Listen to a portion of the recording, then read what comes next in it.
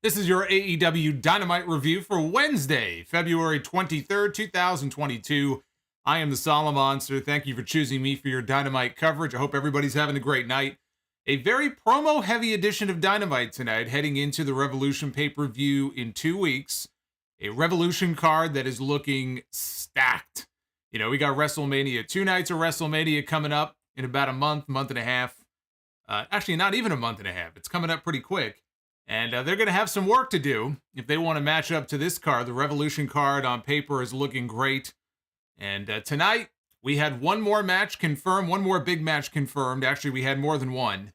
But the biggest match, Bryan Danielson one-on-one against Jon Moxley. I think we all knew that that was the direction things were headed in, but it was confirmed at the end of the show tonight. It will be Moxley and Danielson going one-on-one at Revolution. To me, that's the co-main right there. And even though, you know, I like the setup at the very end of the show, we got a main event tonight of Bryan Danielson against Daniel Garcia, which is a match just last week, in fact. I said, boy, you know, I would love to see Bryan Danielson in the ring against Daniel Garcia.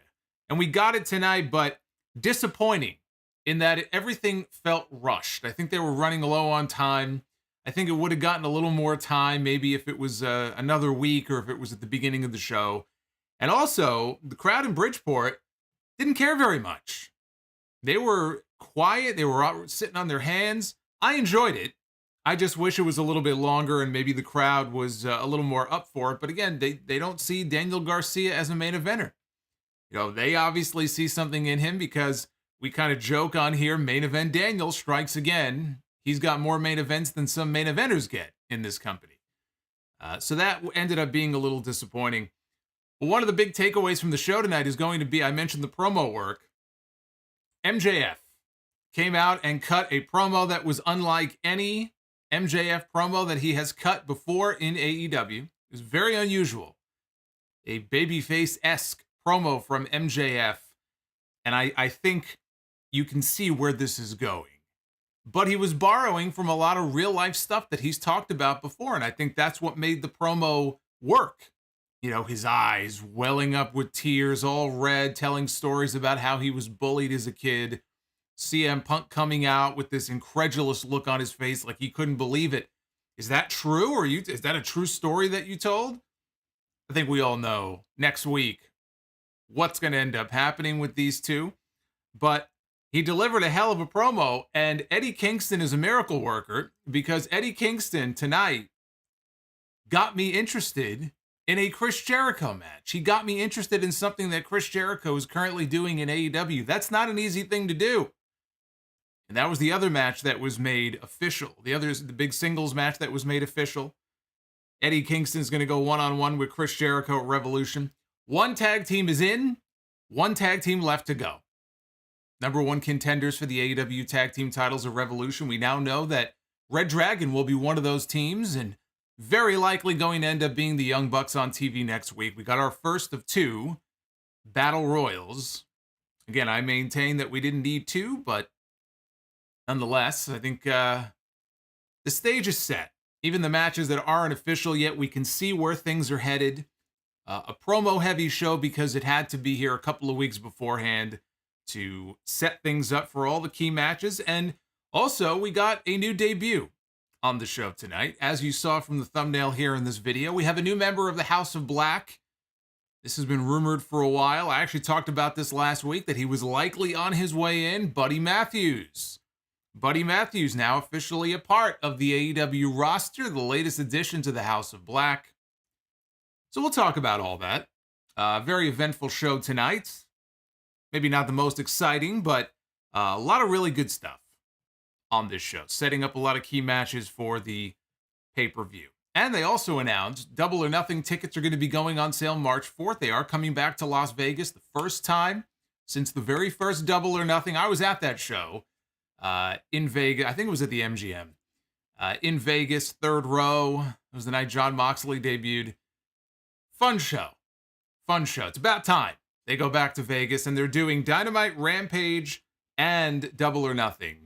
All in Las Vegas in 2 different venues. Dynamite and Rampage are going to be in a different building, I believe, than the one they're running for the pay-per-view. But anyway, so For those who are interested in going, March 4th, tickets go on sale. They're finally going to be back in Vegas for the first time since all of this pandemic nonsense.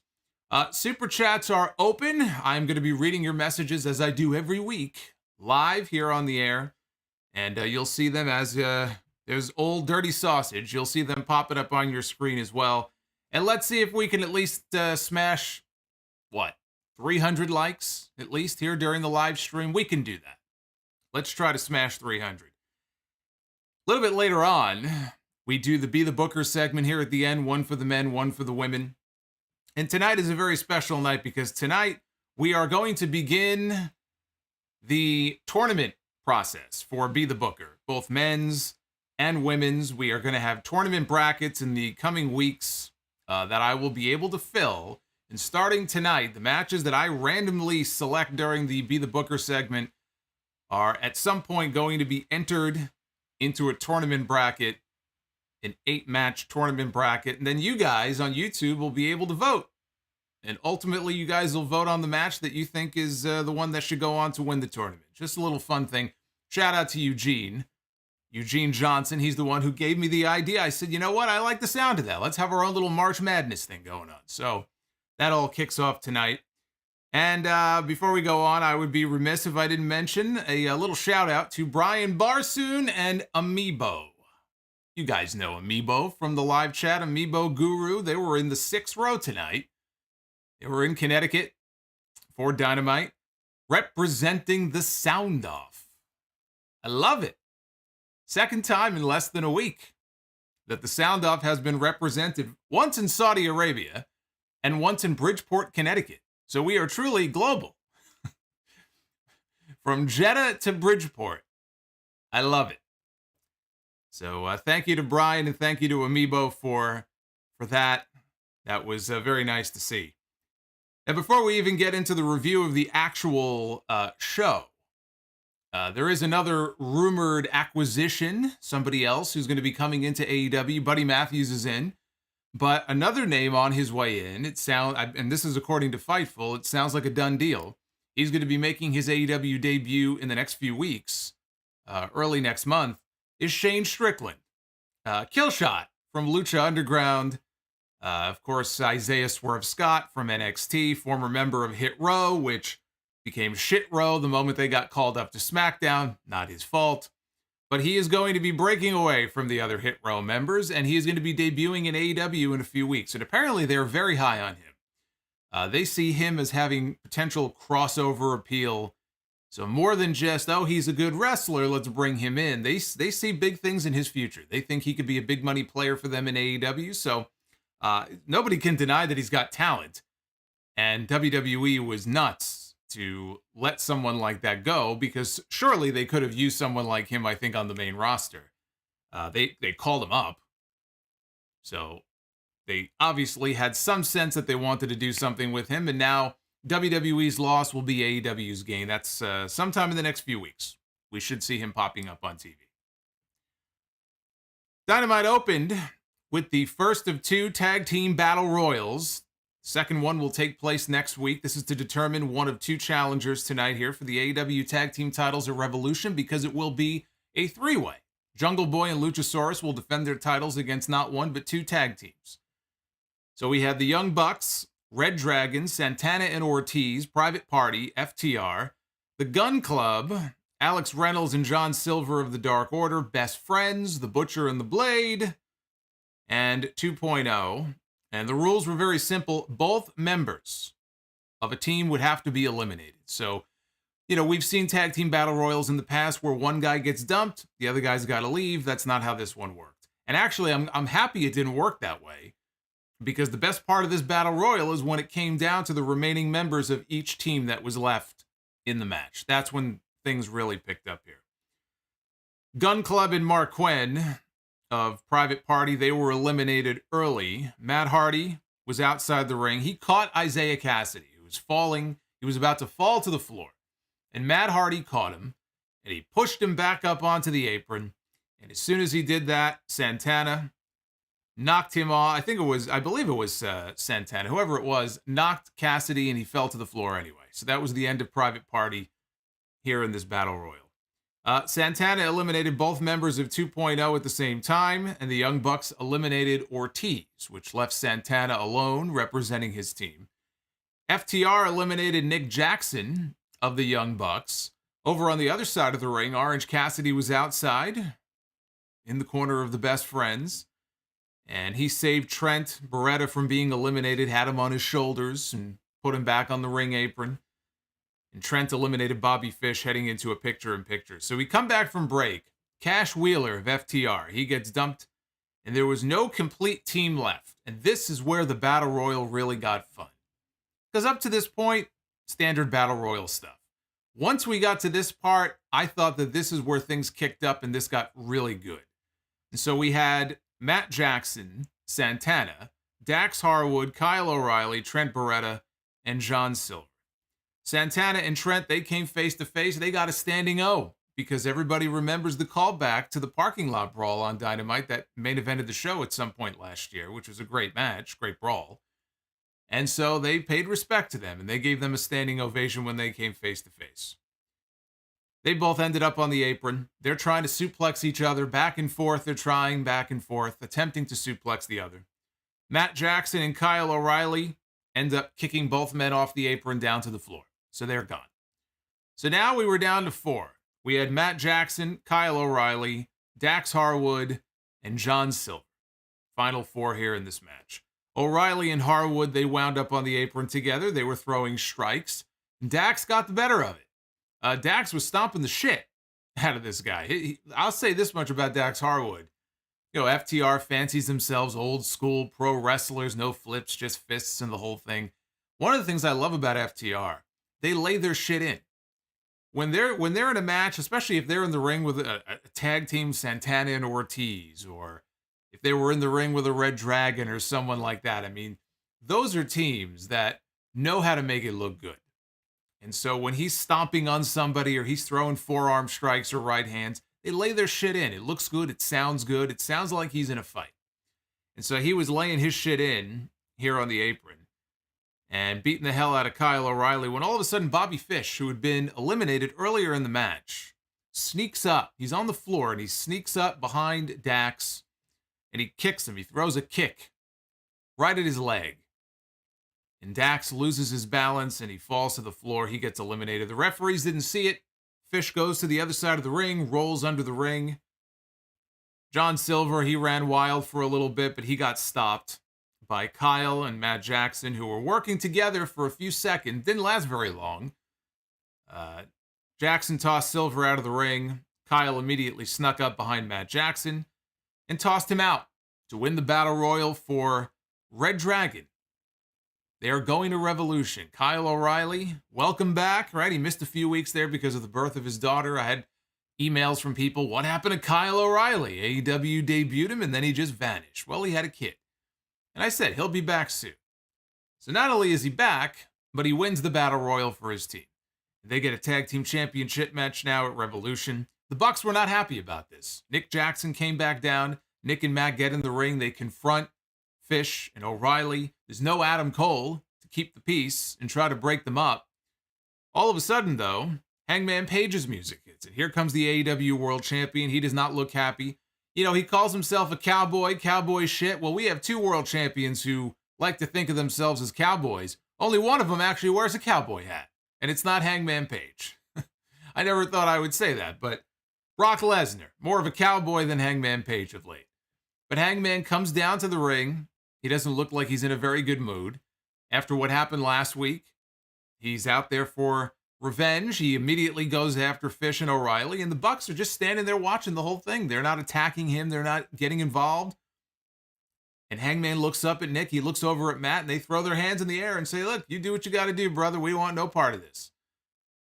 And the Bucks left the ring. Adam Cole slid in, goes for the super kick when Hangman turns around, but Page catches his boot, clotheslines him down. He sets up for the buckshot lariat, but reDRagon pulls Adam Cole out to safety. And in the end, it was a buckshot lariat that wiped out Kyle O'Reilly. So Hangman Page gets revenge for what happened to him last week. And then Adam Page gets on the mic. And he takes a page out of Cole's book and says, who's ready for story time? with Adam Page. And he sits on a chair in the middle of the ring and he talks about how Adam Cole was a world champion everywhere he went. And he saw the world crumbling all around him. Decided to go after the most prized championship in all of AEW, is what Hangman decided to do. He said Cole went to AEW Revolution. This is what's going to happen. He's going to go to AEW Revolution, and the better Adam is going to put him 6 feet under. And he closed the promo by saying that Adam Cole's body hitting the dirt would sound like boom. That is how he closed out the promo by flipping off all the heels who were watching him from the entrance ramp. So again, the second half of that Battle Royal, really good stuff. I really liked the latter half more than the first, several minutes of the Battle Royal. Really good stuff, I thought. And you see how many quality teams they have on that roster. There's a lot of great tag teams on that roster. Whether it is, again, Young Bucks, FTR, Santana and Ortiz finally getting more television time the last several weeks, and hopefully they'll stay in the mix. reDRagon back together now in AEW. I still think once they get away from Matt Hardy, or maybe go babyface again, Private Party, you can see bigger things for them in the future, because they're still very young. Private Party is still very young. And I feel like the whole alliance with the Hardy family office has kept them in the background for most of the year. That's going to come to an end. In fact, it might be coming to an end sooner than later. Because once Jeff Hardy comes in, you can add the Hardy Boys to that list of tag teams. So you're going to have a tag team division that has the Young Bucks, FTR, Santana and Ortiz, reDRagon, and the Hardy Boys. Not to mention all the other teams on the periphery. So yes, they have I know this is not exactly breaking news, but they have a very strong tag team division in this company. And yes, I did, Miguel in the chat, yes, I did see that Jeff Hardy did an interview. I did not see who it was with, what outlet or podcast it was. Apparently he let it slip. I didn't see it, but I've seen multiple people say that he let it slip, that he is coming to AEW. It's the worst kept secret, right? He can't do anything for a few more weeks because of his non-compete. He may not have an actual piece of paper signed, but I think everybody and their mother knew that Jeff Hardy was going to land with his brother in AEW. His brother's already there. His brother's dropping little hints and teases every week. We all know he's going to go. It's not exactly such a far-fetched thing. So when he comes in, there is value in the Hardy Boys back together. It's been many years since Matt and Jeff have been a tag team. Right? They came back to WWE in 2017. I'm trying to think, when did they dissolve the actual team? I feel like it wasn't that long after, right? Because Jeff got hurt, if I remember. They won the tag team titles. Jeff got hurt. They had to vacate the titles, the SmackDown tag titles. And he was gone for a while. And Matt kind of went off and did the broken stuff for a while, and then they gave up on that. And so, it's been several years since we've seen the Hardy Boys together. And whether or not you look at Jeff as being a liability for Tony Khan, or whatever your opinion might be on Jeff Hardy, should he or shouldn't he go? Should Tony Khan sign him or not? Jeff Hardy is still a big name. He still has a lot of fans. And there is still name value. And in doing a Hardy Boys reunion tour of sorts, and getting Matt Hardy out of this horrible Hardy family office storyline, that I'm for. Anything that gets him out of that into something different, I'm okay with that. But initially, of course, there's a ton of matches that you can do with them. You can build to one final, let's go after the tag titles that we've never had before. We've been tag champions everywhere, right? In Impact, I'm sure they were tag team champions in Impact at some point. WWE, they held the WCW tag team titles, even though there was really no WCW at that point. So there's absolutely an appeal there, and I think everybody figured that's where Jeff was going to land. But we got a tag team battle royal next week. I think we all know the Bucks are going to win that one. I mean, it's just, who else is going to win that battle royal if not the Young Bucks? I mean, come on. And look, there's lots of different ways that they could go story-wise now with the Bucks, reDRagon, Adam Cole, Kenny Omega. Kenny Omega said, I think he needs one more. Was it a hernia operation? I think because he was on Observer Radio last weekend, and I think something with a hernia. After that, he'll be ready to come back. I don't know if that's a month. I don't know if that's 2 months. I think it's safe to say certainly by Double or Nothing, Kenny Omega will be in a big match on that show. And when he comes back, that's when shit's going to hit the fan with him and Adam Cole, who's sort of, taken his spot in his absence. Lots of storyline options and ways they could go with the Elite guys when Omega is ready to come back. So the possibilities there, I mean, they can go in a whole bunch of different directions. And Bryan Danielson was interviewed in the back by Tony Schiavone. And we found out that he was going to be wrestling Daniel Garcia in the main event, which I was very excited about. They added this match very late in the day. I want to say it was like 6 o'clock, 6 o'clock, somewhere in that range. And I saw that, and I said, ooh. I didn't think they'd go to it yet, but it kind of makes sense because Danielson's been name-dropping people like Lee Moriarty, who he wrestled, and he's name-dropped Daniel Garcia as someone that he would love to be in a faction with and take him under his wing, so it kind of made sense that they would do this now. And I still hope that idea is alive.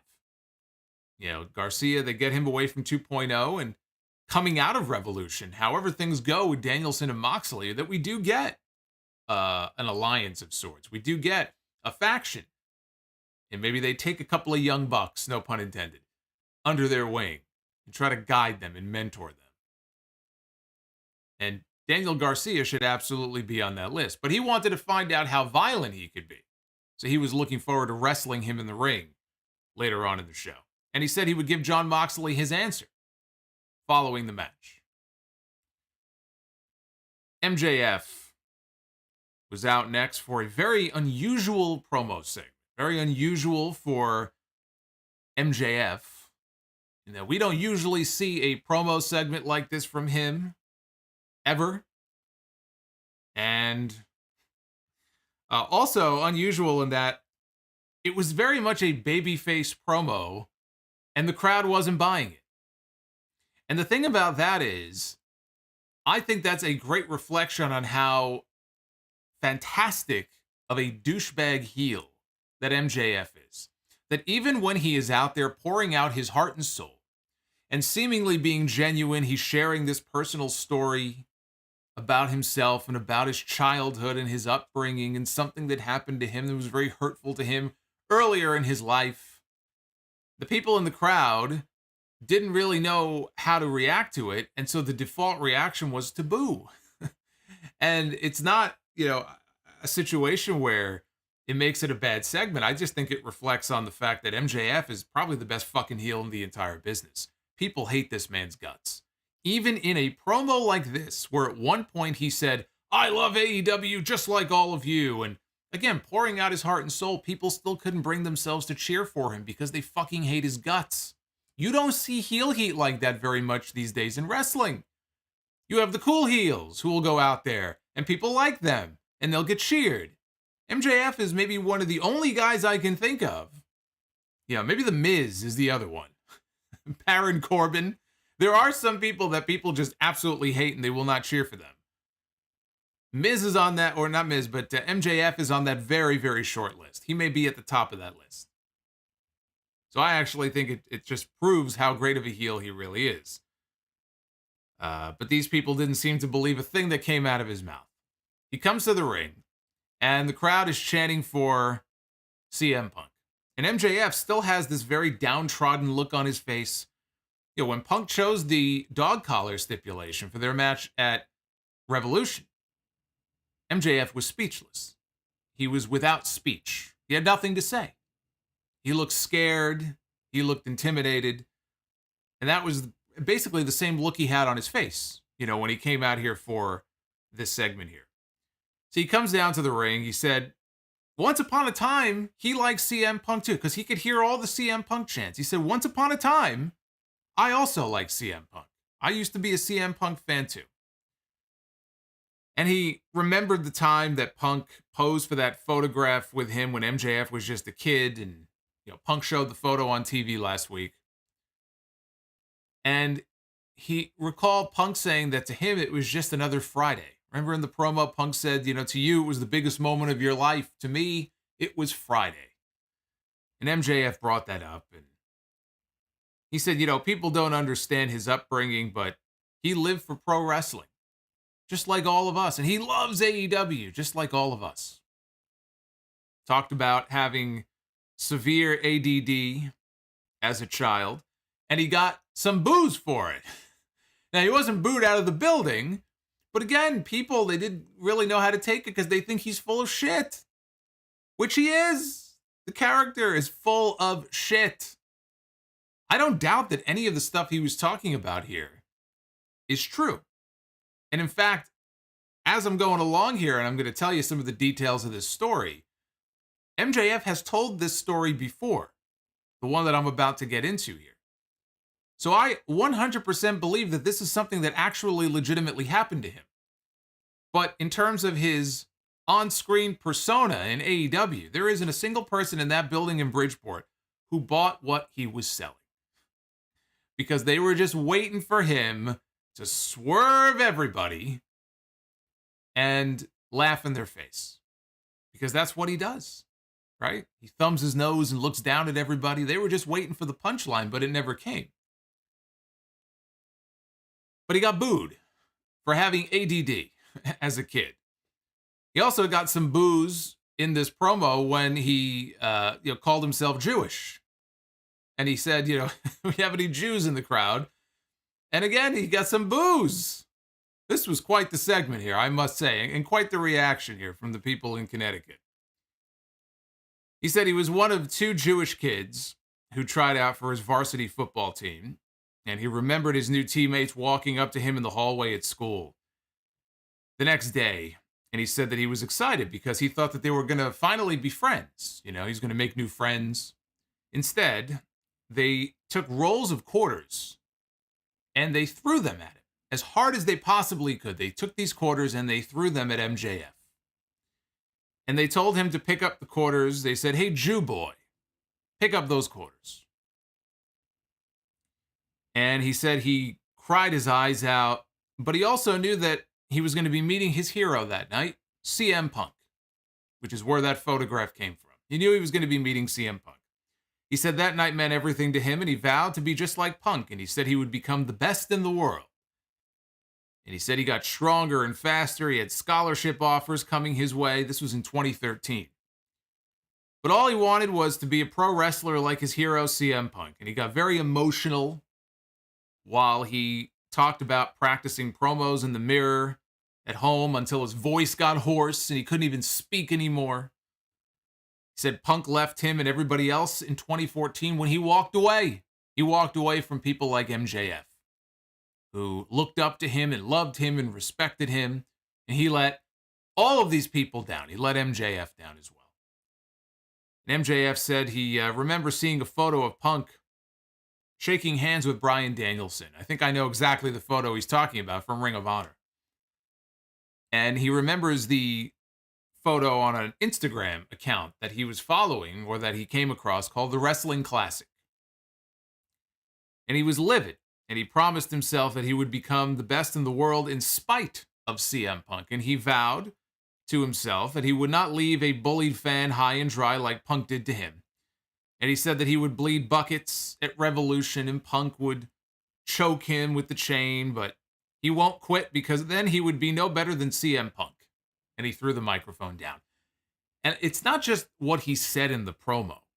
He fucking nailed this thing because, again, I don't doubt the story with the roll of quarters and all that. I don't doubt that it's the truth because he's told that story numerous times before. Including in a promo he did once before, many years ago, in MLW.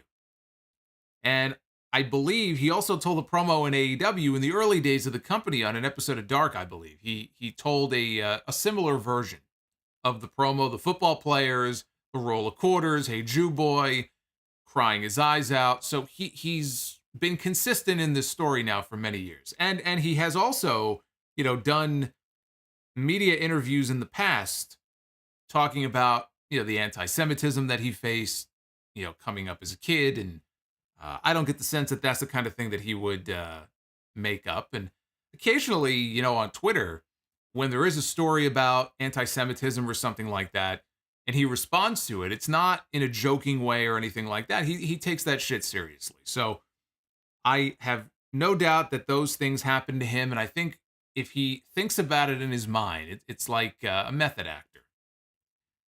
He probably thinks about it, and his eyes were all red.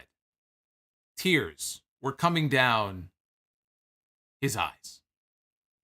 Because he probably in his mind went back to that place, and it, you know, it's obviously a painful memory for him. So it's like, hey, I gotta start crying on TV. Let me go think of this shitty moment in my life. It'd be like standing in the middle of the ring and you have to do a promo and you know that you have to get emotional during the promo. Not everybody can just cry on command, though. It's not an easy thing to do, unless you're Ric Flair. So you might have to go back in your memory bank and think about your dog, Petey Pockets or something, who got run over by a mail truck many years ago. And the mailman didn't realize it, and put the truck in reverse and backed up over the poor thing. And, you remember this as a horrible memory. And every time you think about Petey Pockets, it makes you want to cry. So you're standing in the middle of the ring doing a promo, but you're thinking of, Petey Pockets. Because you need the tears to come streaming down your face. I think that's what we got. This was his Petey Pockets moment here in this promo. CM Punk walked out. No music. CM Punk walks out. And he's got this just incredulous look on his face. This look of bewilderment is on his face. He can't believe what he just heard. He can't believe what he's hearing. And he gets up on the apron and he is staring at MJF, who's trying not to make eye contact with him. He's like sheepishly looking down at the mat. And he's kind of off mic. You can pick up what he's saying. He's looking at MJF and going, is it real? What you just said, is that true? Is that real? And MJF looks at him and goes, yeah, it's real. And he leaves the ring. And he walks, and as he's walking up the ramp, you could see tears coming down his face. And Punk is just standing there. And again, he looks shocked. And that was the entire segment. That's all that segment had to be. That's all that segment had to be. One of the things I was left with when it was over, when this segment came to an end, and I'm watching this and I'm thinking, MJF, and I said this years ago, when MJF first started really kind of getting over in AEW. MJF, one day, is going to be the hottest babyface in the entire business. And that's wherever he is. If he's in AEW, if he goes to WWE, wherever it is. He's going to be the hottest babyface in wrestling. I hope that is not anytime soon. He should not be a babyface anytime soon.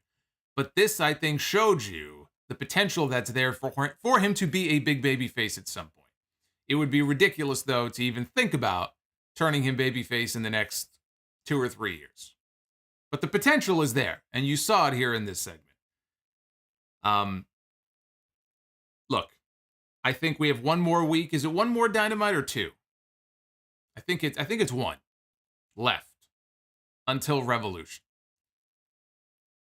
The material may have been real. I think we can see where this is going next week. It's going to end with him laughing in CM Punk's face. He managed to convince Punk on this show that what he said was from the heart and he was genuine about it. And he's fucking with Punk's head. He's playing mind games. He's trying to mind fuck CM Punk. And we'll get the big reveal next week. But I thought his performance and his delivery here in this segment was fantastic. But you can see why the crowd, it was as if they didn't know how to react. Their natural instinct is to just boo and assume that everything coming out of this man's mouth is 100% bullshit. But that's why he's so good at what he does. You don't find too many people like that in wrestling these days who commit to it the way that MJF does. I respect that. I respect the hustle. We had the Kings of the Black Throne, Malakai Black and Brody King, against Pac and Penta, but not just any Penta. It was Penta Oscuro. Pentagon Dark is back As a big fan of his in Lucha Underground, I was very excited when we saw that vignette a couple of weeks ago of him in the graveyard with the shovel. Pentagon Dark is here. Now, he's not out there breaking arms the way he was in Lucha Underground. He doesn't have Vampiro with him. He's got Alex. I mean, Alex seems like a nice guy, but, a bit of a downgrade from Vampiro in the role, but nonetheless. Alex Abrahantes, by the way. So Penta comes out, and he had an awesome entrance here in this match. Alex is with him. Alex is out there dressed like something out of Ghosts and Goblins, if you remember the old NES game. He's out there dressed like a fucking vampire or a goblin or something. Pentagon's out there in his black Pentagon Dark outfit, and he's got a shovel, and they had like a mock headstone in the aisleway. So really, really badass entrance for him here. By the way, I would love to see, here's what I want Alex to do. Because I've mentioned before, Alex, if you're ever flipping channels and you come across QVC and you kind of blink twice, like, I know that guy. Alex is the HP guy. He's the Hewlett-Packard guy. He's on there selling computers and laptops and stuff for HP. That's his other gig. And I flip around sometimes and I'm like looking, is Alex on? I want him to sell me a computer. I want him to go, his next QVC gig, probably in the next few days. I just want him to show up on QVC for his next gig to sell the next laptop, dressed exactly the way that he was on this show. I don't want him to give a heads up to anybody. I don't want him to tell anybody. I just want them to go, and now we go back to Alex, who's with us, to talk to us about HP. And you put him on camera, and he's sitting at home, and he's dressed like a fucking goblin. And he doesn't say anything to anybody. He just goes into cell mode. That's what I want to see. I want to see the reaction on the hosts' faces. I bet you he sells some computers. Who wouldn't want to buy a computer from a guy who's dressed like a fucking vampire? I mean, come on.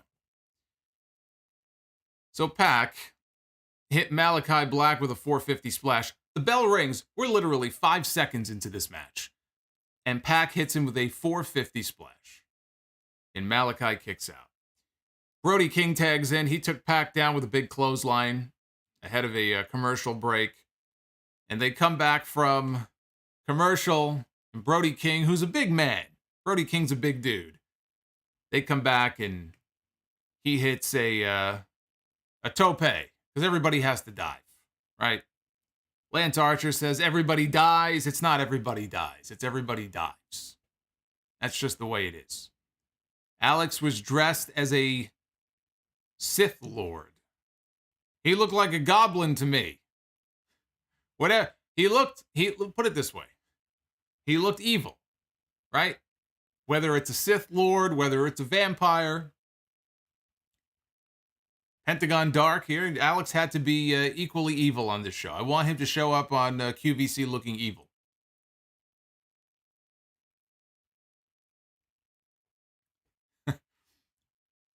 we got four. I'm told we have 40 likes or so until we hit 300. So let's get there. Let's speed that up. You know where to put that thumbs up. Let's go. So Malakai and Brody, they go for Dante's Inferno. Pac breaks it up. Pac hits pump kicks, German, on Brody King. And Malakai Black made a blind tag. So he went for the mist at the finish, right? He went to go spit the black mist. Penta, though, covered his mouth. He covered Black's mouth at the very last second. And then he rolled him up for the quick pin, which was kind of a clever finish. A roll-up, but nonetheless, I mean, we've not seen somebody do that to Malakai Black before. He's lying on the mat, and he is choking on the mist that he couldn't spit. So he's lying, he's dying on the mat. Brody King wipes out Pac and Penta. He attacks them from behind. No time for the baby faces to celebrate. Like, as soon as they win, Brody King wipes them both out and just starts beating the crap out of them. Malakai goes outside the ring, and he shoves Alex, the Sith Lord, down on the floor, and he grabs the shovel that Penta had brought out with him to the ring. Yes, I agree, Ed Weber. Ed Weber says almost 1,000 in this chat. 300 is a low block. Well, you got to start low. You start with 300 likes, then you graduate to 4, then 5, then 6. I set a low bar here, because then you could just keep raising the bar, right? It's one of Hulk Hogan's favorite expressions. whenever he would show up in a new company. Remember when he went to TNA? We're going to raise the bar, brother. We're going to raise the bar.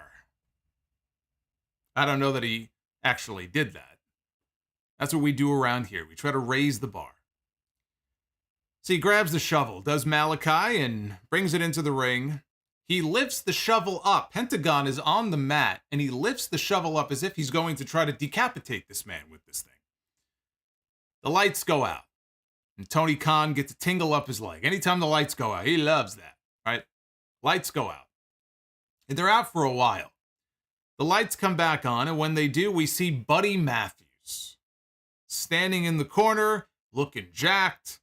Malakai Black now drops to the mat in shock and awe and fear, I guess. He can't believe what he is seeing. Obviously, he has quite the history with Buddy Matthews, both in and out of WWE on the independents since they both left.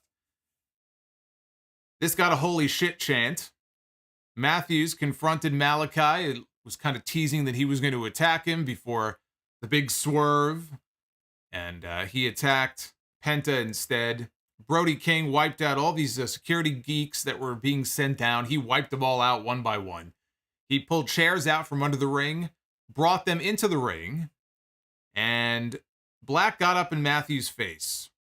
He gets up in Buddy Matthews' face, and he tells him what he needs to do. There's a chair on the mat. Matthews is in the ring. He's got Penta in front of him. And Malakai is telling him what he has to do, and it took me back to Seth Rollins as the Messiah. It's almost like Buddy Matthews is right back where he was before, only instead of being subservient to Seth Rollins, now he's going to be subservient to Malakai Black. Because remember, Seth had him do the same exact thing, I think, to the Mysterios, or try to, in WWE, back in the Performance Center era of Monday Night Raw, where he wanted him to take his eyeball out on the ring steps. Shout out to Steven Chappa, who says, fuck Bully Ray. He loves that. Bully Ray, Bully the Clown, super chat. Steven Chappa says it is time to send in the clown. Bully the Clown. Thank you, Steven, for the $30 Bully the Clown drop. That is one of our super chats down in the description below for those who are new here. I know we have a bunch of new subscribers here tonight. So Matthews has been given his marching orders, and he grabs Penta's arms and extends them outward in position for a curb stomp. Funny enough, I just mentioned Seth Rollins. And he delivers a curb stomp to Penta on the steel chair. And so, boom, face first, down into the chair. I thought it was a little weird. The lights went out. And when the lights finally come back on, Matthews is gone. Malakai is gone. Brody King is gone. Pentagon, though, who was the one who just got curb stomped onto a chair, is the one who was in the ring crawling over to Pac to check on Pac to make sure he's okay. But Penta is the one who got curb stomped onto the chair. That was a little fucking weird. I'm not going to lie. That was a little strange. Should have been the other way around. But I said it last week when the rumors started that Buddy Matthews was a target of AEW's and they wanted to bring him in. He's a solid pickup for them. He's not going to be a game changer right out of the gate or anything like that because he was never positioned as one in WWE. So why would anybody look at him and go, oh my God, Buddy Matthews is here. He's going to have the chance now, I would hope, to show people what he can do. Character-wise now, he's going to be part of the House of Black. So character-wise, we'll see what's in store for him. I like him being part of this group. I like him being aligned with Malakai. But they're going to have to do something a little bit different because, again, I just mentioned, it kind of reminds me of what he was doing with Rollins on Raw. And so I hope whatever it is, they have him doing a little bit more here in AEW. But I think it's a great spot for him to be in here right out of the gate. Ever since he left WWE. He's been on the independents. He did wrestle Okada, the Battle in the Valley, back in November. Had a great match with him. But he's been on the independents, and it's funny enough, the one Buddy Matthews match that I had a chance to call for House of Glory was against Malakai Black. So these two, like I said, have great chemistry together, whether it's against each other or now they're going to be working together. But he's been calling himself, one of the nicknames he uses is Secret No More. Well, he's not going to be a secret anymore. People are going to have a chance to see what he can really do, and we'll see how far, he can get. But I like the pairing here, and the House of Black continues to grow. They continue to get larger. I don't know if they're going to continue to add members or not.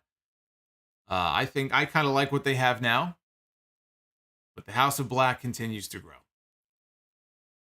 We have Chris Jericho and Eddie Kingston out for a face-to-face confrontation in the ring with 4 security dweebs standing in the background, which Eddie Kingston did not like. He wanted to know, why are these men here? Jericho is out there wearing purple sneakers, which should be enough to get him heel heat all by himself. Just the fact that he was wearing Barney the Dinosaur sneakers here. Otherwise, Jericho looked to be, he looked to be in good shape. He's got the shirt open with the 6-pack, and he's, looking like he's been pumping some iron or something behind the scenes. Once we get him in the ring, though, at Revolution, we'll see. We'll see after 5 minutes in the ring how this guy looks. But Kingston said he was sick of hearing Jericho's thong. Everybody sings to massage his ego. Said he's not here to do sports entertainment. That's in the other place because they're in Connecticut. We're not that far away. That's what they do. That's not what I do. I'm a professional wrestler. I'm not here to do sports entertainment. Jericho said, we are down the road from Stamford. And so maybe I will give you some sports entertainment. Only this sports entertainment will be better than what you would get from the other place. Again, we can leave the digs aside. They were in Connecticut, so whatever. He wanted to make a little dig. Jericho admitted that when Eddie got signed by AEW, he had no idea who he was. He had never heard of him before. He didn't know. He couldn't have picked him out of a lineup. He did not know who he was. He heard the name, and the first thing he thought of was Eddie Edwards. He thought he was Eddie Edwards, who I think just had a big heel turn over on Impact Wrestling, if I'm not mistaken. He thought all the talk about him, was overblown because he didn't really know a whole hell of a lot about him. He knew he was around for a while, but he had never really gotten any higher than a certain level. And he said when he first saw him, he thought he looked like a jobber. Let's be honest. He's not wrong. That's not really an untrue statement. I mean, Eddie Kingston is not out there to be a fashion model. Nobody is going to look at Eddie Kingston and say that, boy, that guy's got the superstar look. Eddie Kingston is a superstar, but it's not because of how he looks. It's not because of how he dresses, his gear. Eddie Kingston is a superstar because he's genuine. He comes across as the real deal. He is the genuine article. He is who he is, as he said in this promo. And that's hard to come by in wrestling. And in a time where there's so many characters and people trying to be something that they're not and sounding completely, insincere and sounding robotic or whatever the case may be, Eddie Kingston does not come across as any of those things. When Eddie Kingston is out there, it doesn't feel like someone playing a part. It feels like he's out there being himself. That's what makes him a star.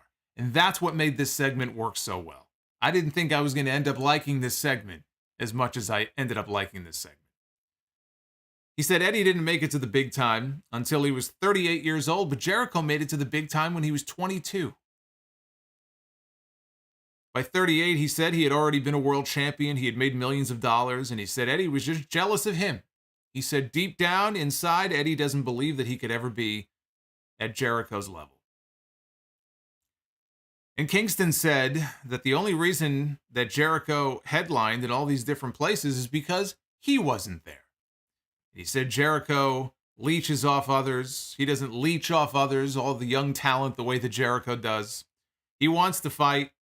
He says he wants to fight Jericho at Revolution.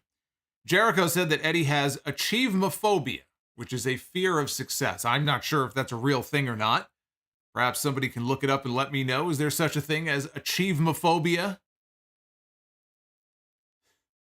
I'm not sure about that. I've heard of arachnophobia. I've heard of agoraphobia. I've heard of Monday Night Raw phobia, but I've never heard of achievemophobia. So perhaps somebody can let me know if that's a real thing. He says, you consider your destiny to be one of a failure. He goes, I've read up about you. You know, obviously he read that Players Tribune article that Kingston did. He said Eddie's uncle was his first hero, and he was a failure. He said Eddie believed in his own father, and he was a failure.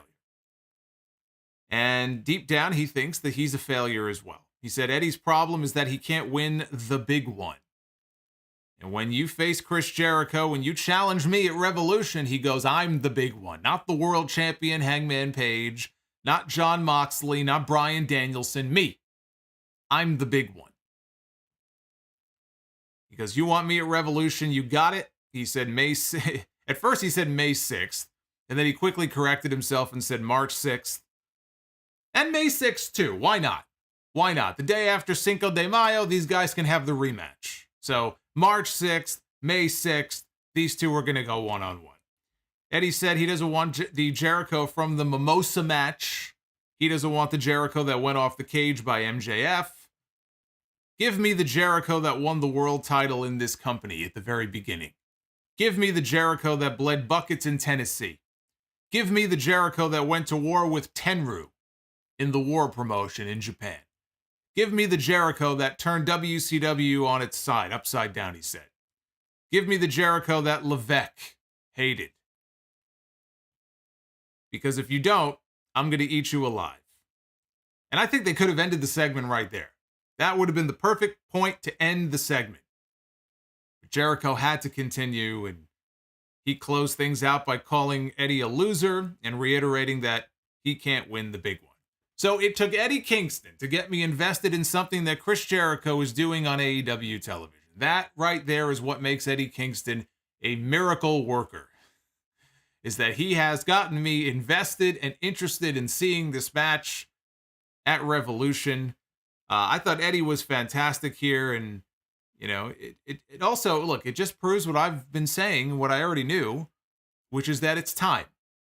It's been time for at least a few months now for Jericho to swing back in the heel direction, because Jericho played his part very well. He was the smug jerk in this segment, and I thought he played his part to a T.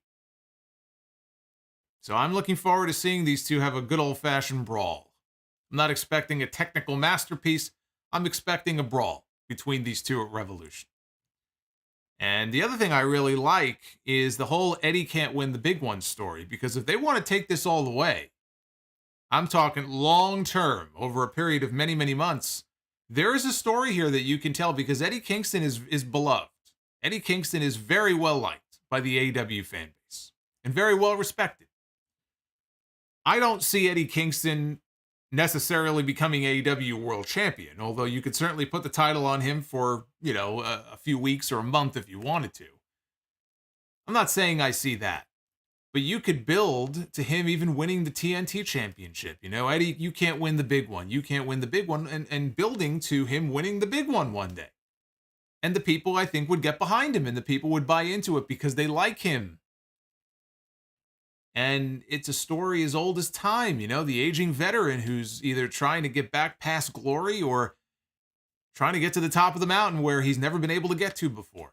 You know, it's a very simple story, but I think it's one that if they want to, beyond the Jericho match, they could tell that story. I'm not even sure he'll beat Jericho. I think he should. I think you got to throw a big win his way at some point, because he doesn't win a lot of big matches, right? He didn't beat Miedo. He didn't beat Punk. I think he was in the ring with Danielson as well. You know, Jericho can lose. I mean, Eddie can lose too, but I think Eddie would benefit by the win more than Jericho would. Now, Jericho, if he is going full on heel, which he basically was, the heel in this segment, he probably cheats to win, to get, you know, he does something by nefarious means to get the win. But I do think long term, an Eddie Kingston winning the big one storyline that pays it off in that way is something fans, I think, can get invested in.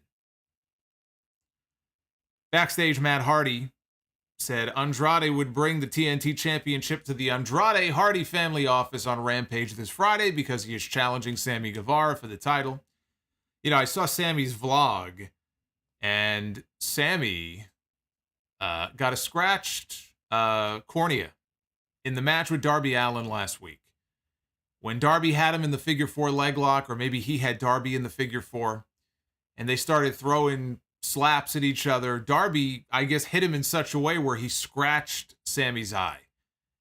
And apparently it's a very painful injury, so he has not been able to open his eyes. And the whole blog, he and Ty Conti are together, and so she had to basically feed him, and they got McDonald's in their hotel room or something, and she's like feeding him chicken nuggets, and he's in the airport. He can't open his fucking eyes because apparently his other eye is fine, but if he opens the other eye, the other one ends up hurting. So that's a pretty shitty injury there. So I guess they think, though, he'll be fine. I guess he is fine, because if they're taping Rampage tonight, they're taping a match with him and Andrade. So I assume he's got his vision back at this point, but that does not seem like a very fun injury.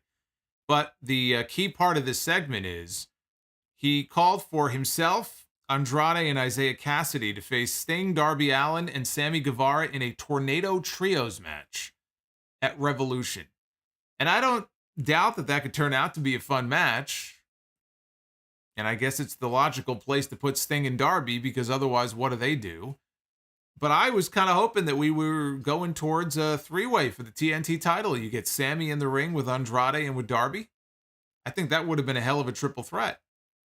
And instead, it looks like they're going to go with the trios match. We had the FTW champion, Ricky Starks. Shout out, by the way, to all of our new subs. I love how every time you see Asuka, give the thumbs up on screen. We got a new channel subscriber. So welcome to all of our new subscribers. Ricky Starks, non-title, representing Team Taz one-on-one against Preston Vance, number 10 of the Dark Order, in a Face of the Revolution ladder match qualifier. We already know who's qualified for Revolution. Keith Lee is in, Wardlow is in, and Powerhouse Hobbs, the other member of Team Taz, have already qualified for the ladder match. That's a lot of beef in that match. This did not last very long. 10 got Starks up for a delayed vertical suplex ahead of a picture-in-picture break. They come back from break. 10 locked on the full Nelson. Starks fought out of it, though, by grabbing at 10's mask. And I guess he kind of turned it sideways where he couldn't see. And Ricky hit the ropes and came off and cut him down with a spear and got the pin. So Ricky Starks has qualified. He advances to Revolution. That puts 2 members of Team Taz in the ladder match. 2 members who are also very unlikely to win, I think, the ladder match. Although I would certainly not mind Ricky Starks challenging for the TNT title. I don't know that I would call either of those guys the favorite at the moment, but we also don't know who the other participants are going to be. Are they having 6? Are they having 8? I assume it's 6. We only have 4.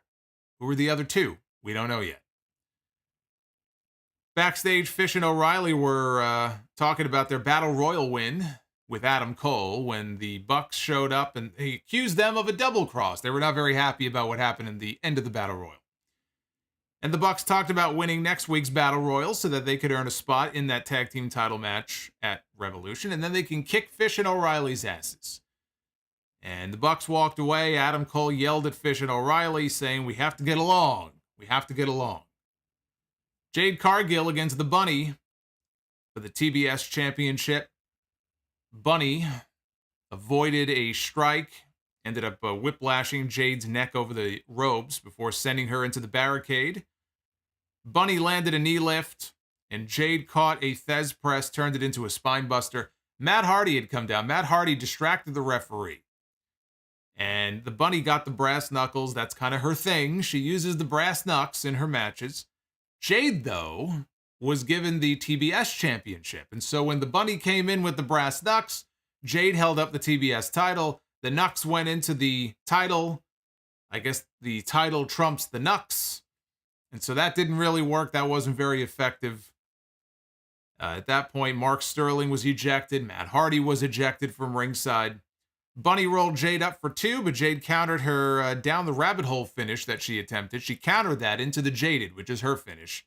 And she picked up the win. That is win number 28. Jade Cargill is now 28-0, undefeated here in AEW.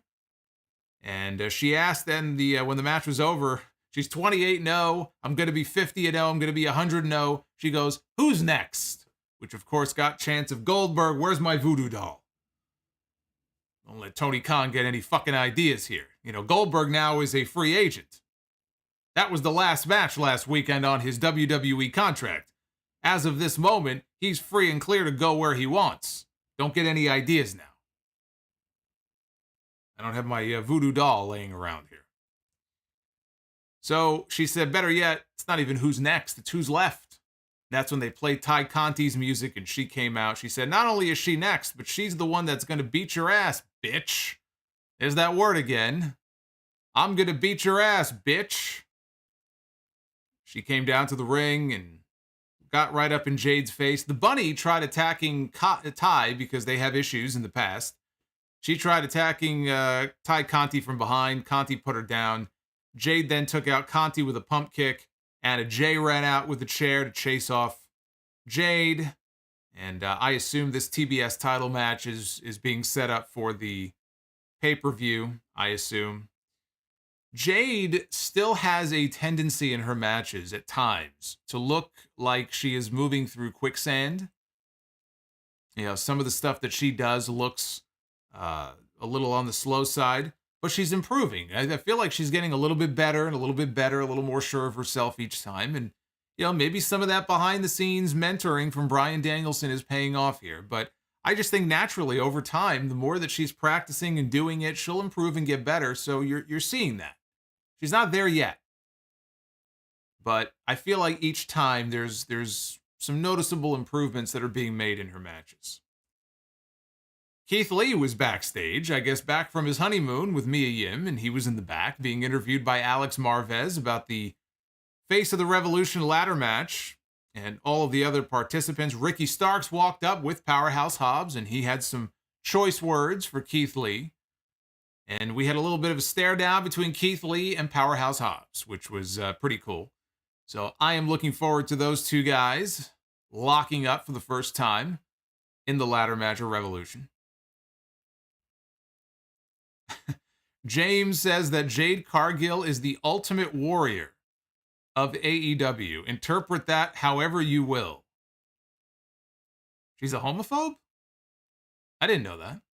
Now, well, hey, Ultimate Warrior was one of the top stars in the business at one point. He headlined a WrestleMania. He was a former WWF champion. So if I'm Jade Cargill, you can take that either way. You could take that as a compliment or you could take that as an insult. But she is. She's improving a little bit more each time. But is she completely seasoned? You know, does the meat need to stay on the grill for a little while longer until it's ready? Yes. She's not there yet. But she is improving. She is getting better.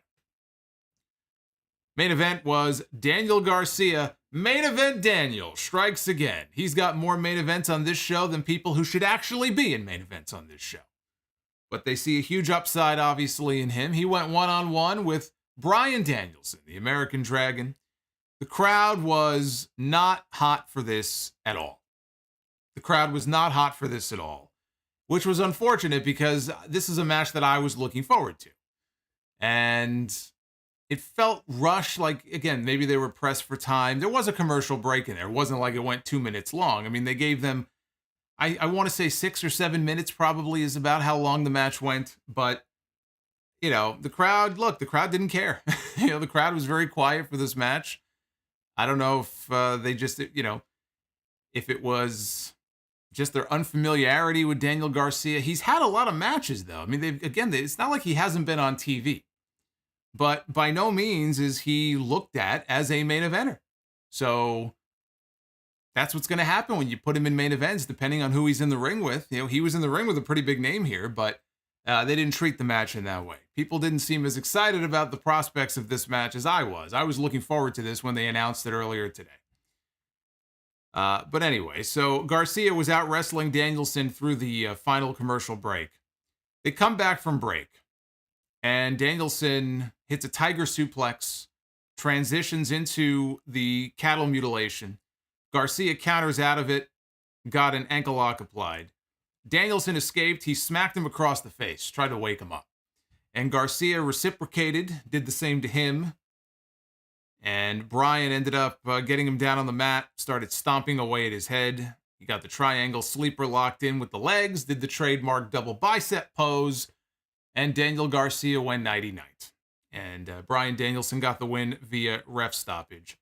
So there really wasn't a whole lot to the match.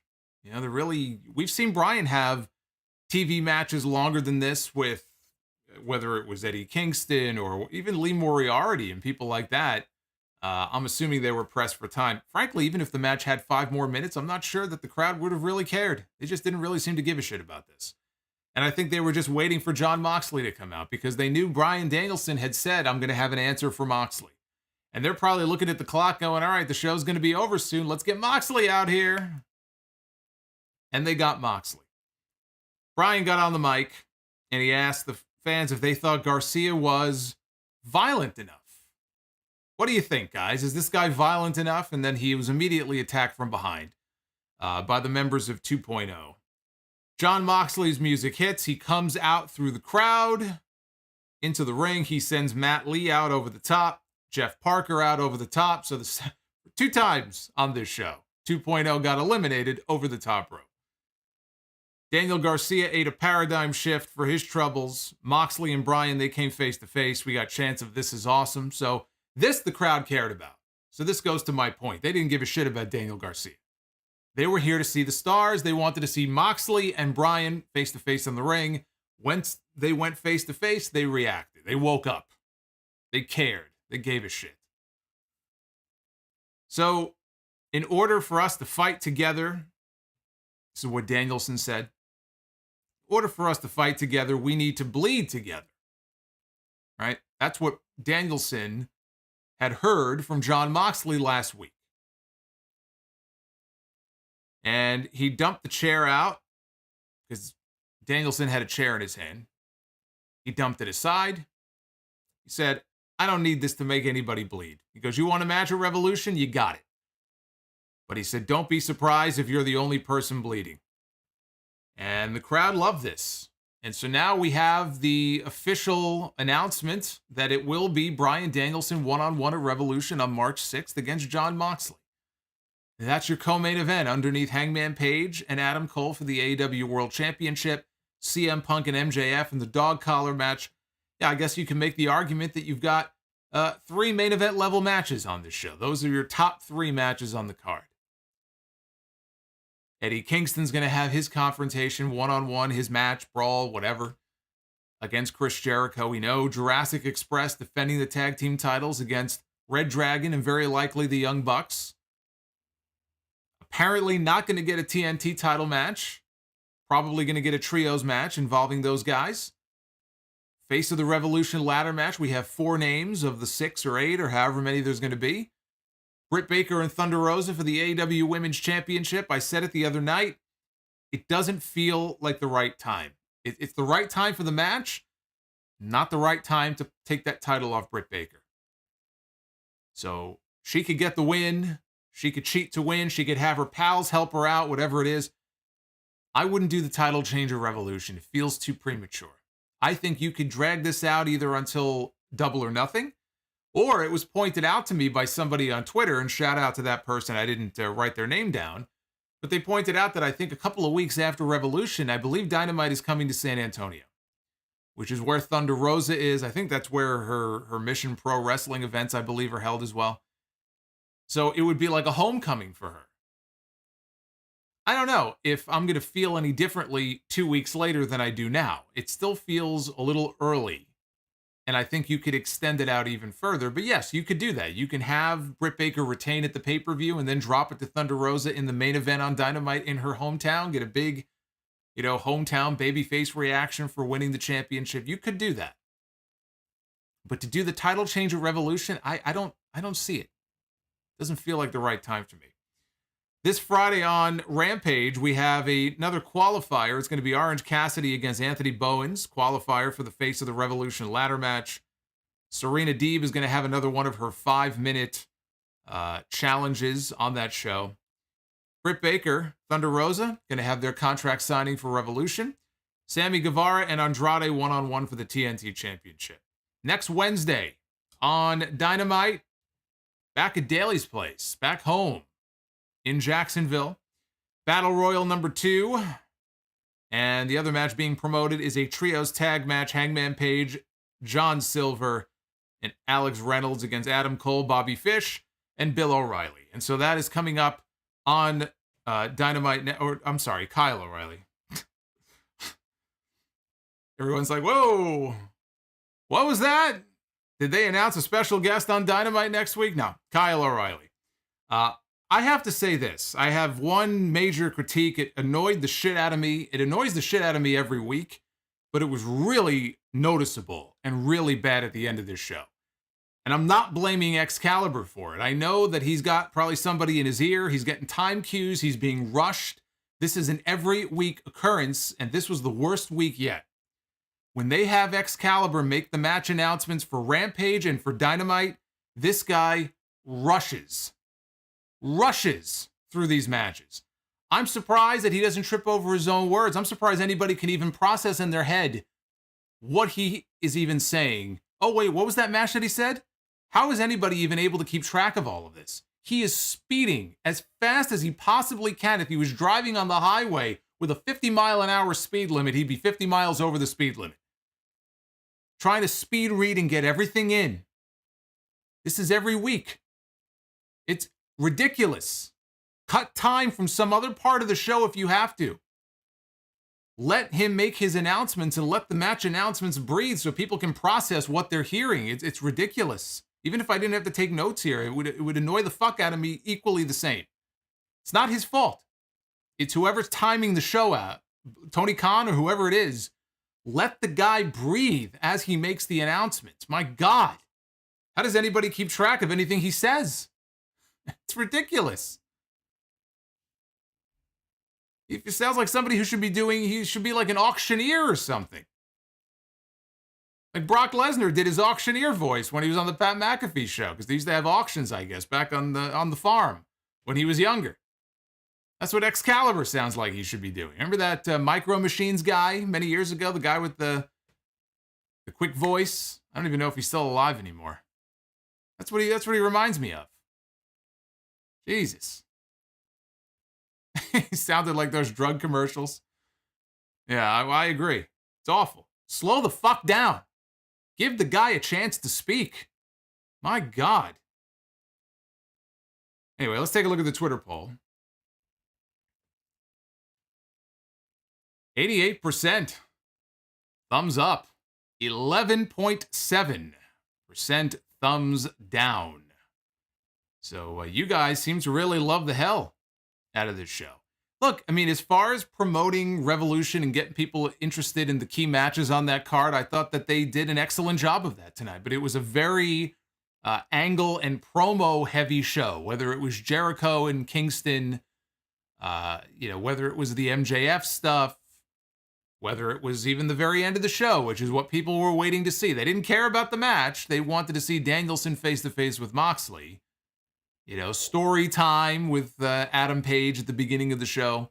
That really was the theme of Dynamite tonight. And still, 88.3% of you gave this show a thumbs up because it was indeed a very good show. Now, I want to go back. Oh, Nick Grosso, thank you. I'll be getting to all your super chats here. If you have questions, anything like that, I'll be getting to that here in a second. But I wanted just to give a shout out to someone who is uber talented and who blew me away with something that they posted online and sent to me this week. I want to just show you guys this. This is an illustration that was put together by Cobra Arts. So shout out to Cobra Arts at ArtsCobra84 is their handle on Twitter. Take a look at that. Look at the winged eagle. The winged eagle never looks so good. With my trusty voodoo doll in hand. I was blown away by this. This is sick right here. So I want to just thank Cobra again. I already did in private, but thank you very much. I love stuff like this. These illustrations and stuff. Very talented. And has done a lot of other quality work as well. So that is very cool. And this is also quite the sight, I must say. This is your commentary team right here. for House of Glory. What a tag team this is, huh? Look at that. We got our next show. We got our next show, Salvation, coming up on March 11th. And we got some big matches already announced for that show. Natalia Markova is going to be defending her House of Glory Women's Championship that she just won, her first title defense. And it's against Taya Valkyrie. And the Ring of Honor World Champion, Jonathan Gresham, coming in to challenge Low Key in the main event. That's only the first two matches. Anyway, I thought that was pretty cool. But this is awesome. So shout out to Cobra Arts. Definitely check out at ArtsCobra84 on Twitter for that. That was a very nice surprise to see that artwork. Yeah, I've never looked so good in my entire life. I will say that. I have never looked better than I do there in those images, and I likely never will. So there you go. Those are the illustrations that are the best, the ones that make me look even better than I actually look. Another big announcement that I want to mention here so that everybody is well aware of it, something very cool and very fun, and it's happening tomorrow. Less than 24 hours away. Take a look at this. Holy shit. When Worlds Collide.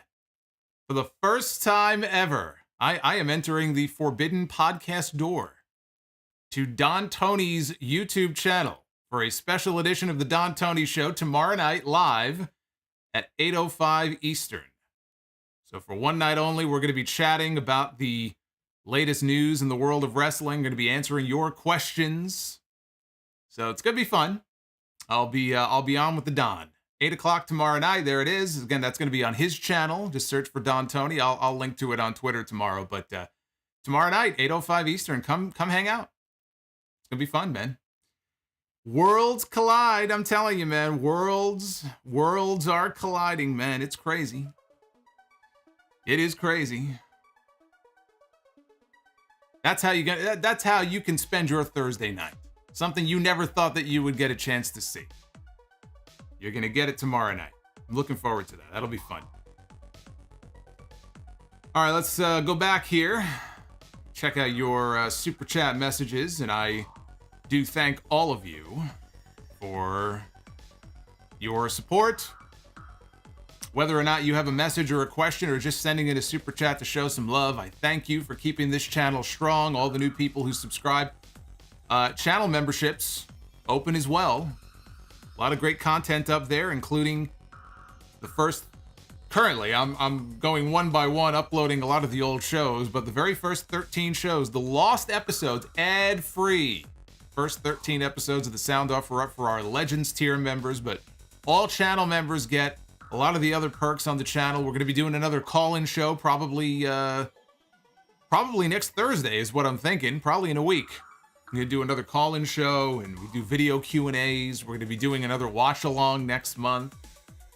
Very excited about that one. So you get some perks when you are a channel member. Amiibo, I'm being told that we are, 95 likes away from 500? We could do that. We can do that. We can hit 500, right? You guys can do that. Can you guys deliver for me? Amiibo, thank you again. He was at the show with Bryan Barsoon. 6th row with the Solomonster sign that I showed you guys on screen earlier. I did catch it. I did see it in the opening segment right behind Hangman Page. So thank you, Amiibo. Food Hive. Main event Garcia strikes again. Has to be a record. I'm telling you, man, this guy, maybe he's got some, dirty pictures of somebody or something. I don't know. They love him. He does get a lot of main event FaceTime. The Mount Vernon Kid, the Alpha, with the $5 super chat. Man, Penta debuts new gimmick and gets overshadowed by Buddy Matthews. What are your thoughts? I loved it both. I thought it was a great entrance, badass entrance. Great to see Pentagon Dark back. Not exactly the Pentagon Dark from Lucha Underground, but I thought he was looking badass, and Buddy Matthews is a solid pickup for them. I think we can enjoy both. I thought it was fine. Let's see. The Mount Vernon kid again on a scale of 1 to 10. How dumb does this sound? The Rock is not black because of his tribal tattoos. This was told to my young brother Hulkling93. The Rock is not black because of his tribal tattoos. That is a pretty fucking stupid thing to say. I would tell your young brother Hulkling93, who I know eats Magic Spoon. So I know he's a quality dude. Tell him not to listen to such tomfoolery. Anti-M Bishop, $5 super chat. Greetings, Solomonster. Tonight was promo heaven on Dynamite. Revolution is must-see TV next weekend. The next House of Glory show equals Goosebumps. All the best. I am very much looking forward to calling that show. And like I said, those are only the first 2 matches announced. There's more to come. There's more to be announced. B. Vincent 86 sent a $5 super chat. Tonight's show was a little rough, but storylines did get moved along in the right direction. Jay Patterson, I swear Jade Cargill be out there looking like a female version of Super Macho Man from Mike Tyson Punch-Out. Do you believe I only played Punch-Out, I think, once in my life? Like, as popular as that game was, I think I literally played it once. I don't really have too many memories of playing Tyson's Punch-Out, but I know it was huge at the time. So I don't remember what Super Macho Man even looks like. Nick Grosso, $9.99. Very good show tonight. The highlights were the amazing promo.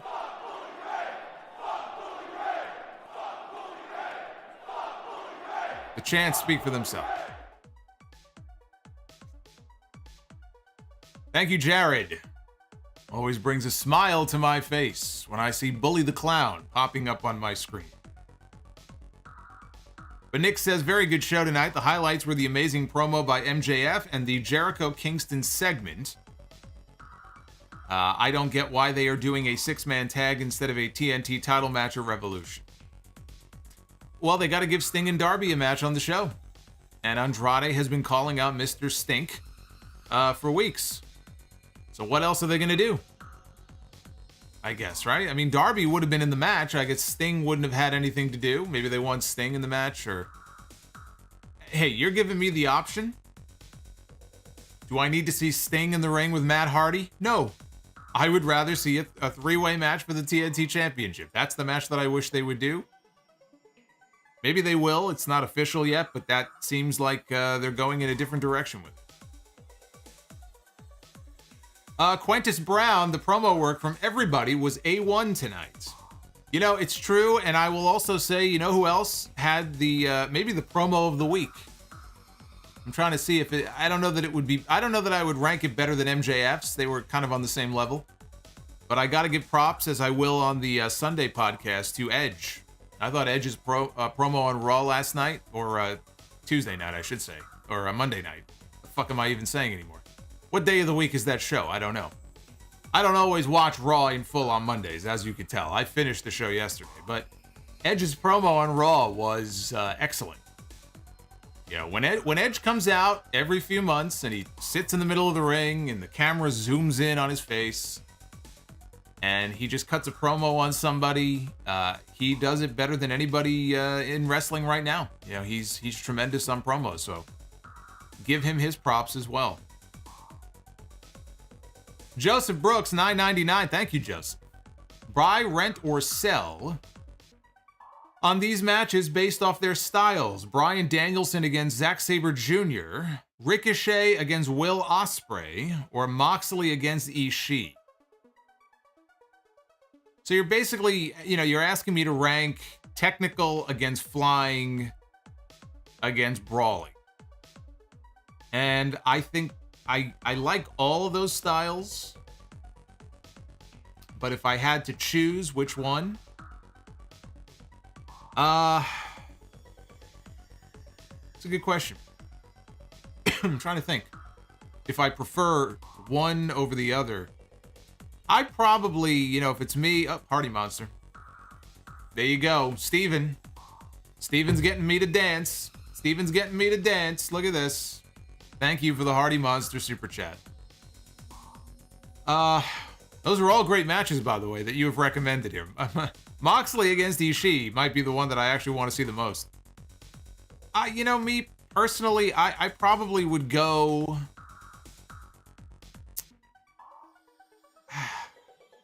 I might go technical, brawling, and then flying. Probably in that order, I would say. But I mean, again, I like all those matches. So it's hard for me to say that there's one style that's, you know, universally better than the other. I probably would go technical, brawling, and then flying. Flying would not be my favorite.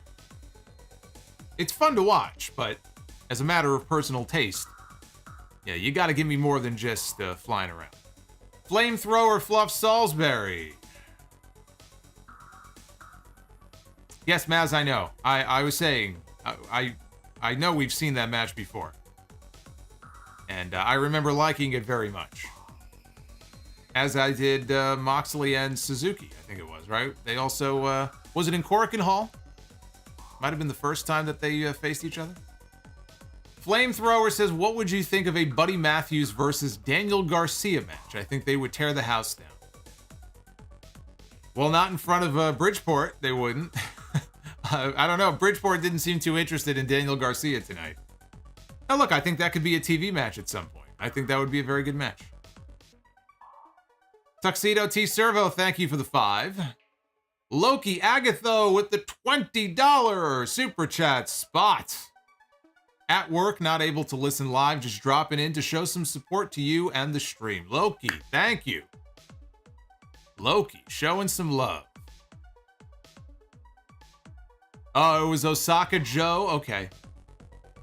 It was Osaka. No, I was aware that they wrestled. In fact, I'm almost positive I reviewed their match on the podcast, so... I just don't remember what year it would have been. Let's see. Tonic Blaze. Which chop would you rather receive? Ric Flair or Kenta Kobashi? Oh, in terms of pain, I would happily take Flair's over Kobashi's, but it would be way cooler, I think, to take one from Kobashi than Flair. Bret Hart. Bret Hart dropping $3. Thank you, Bret Hart. I hope that you're nice and baked.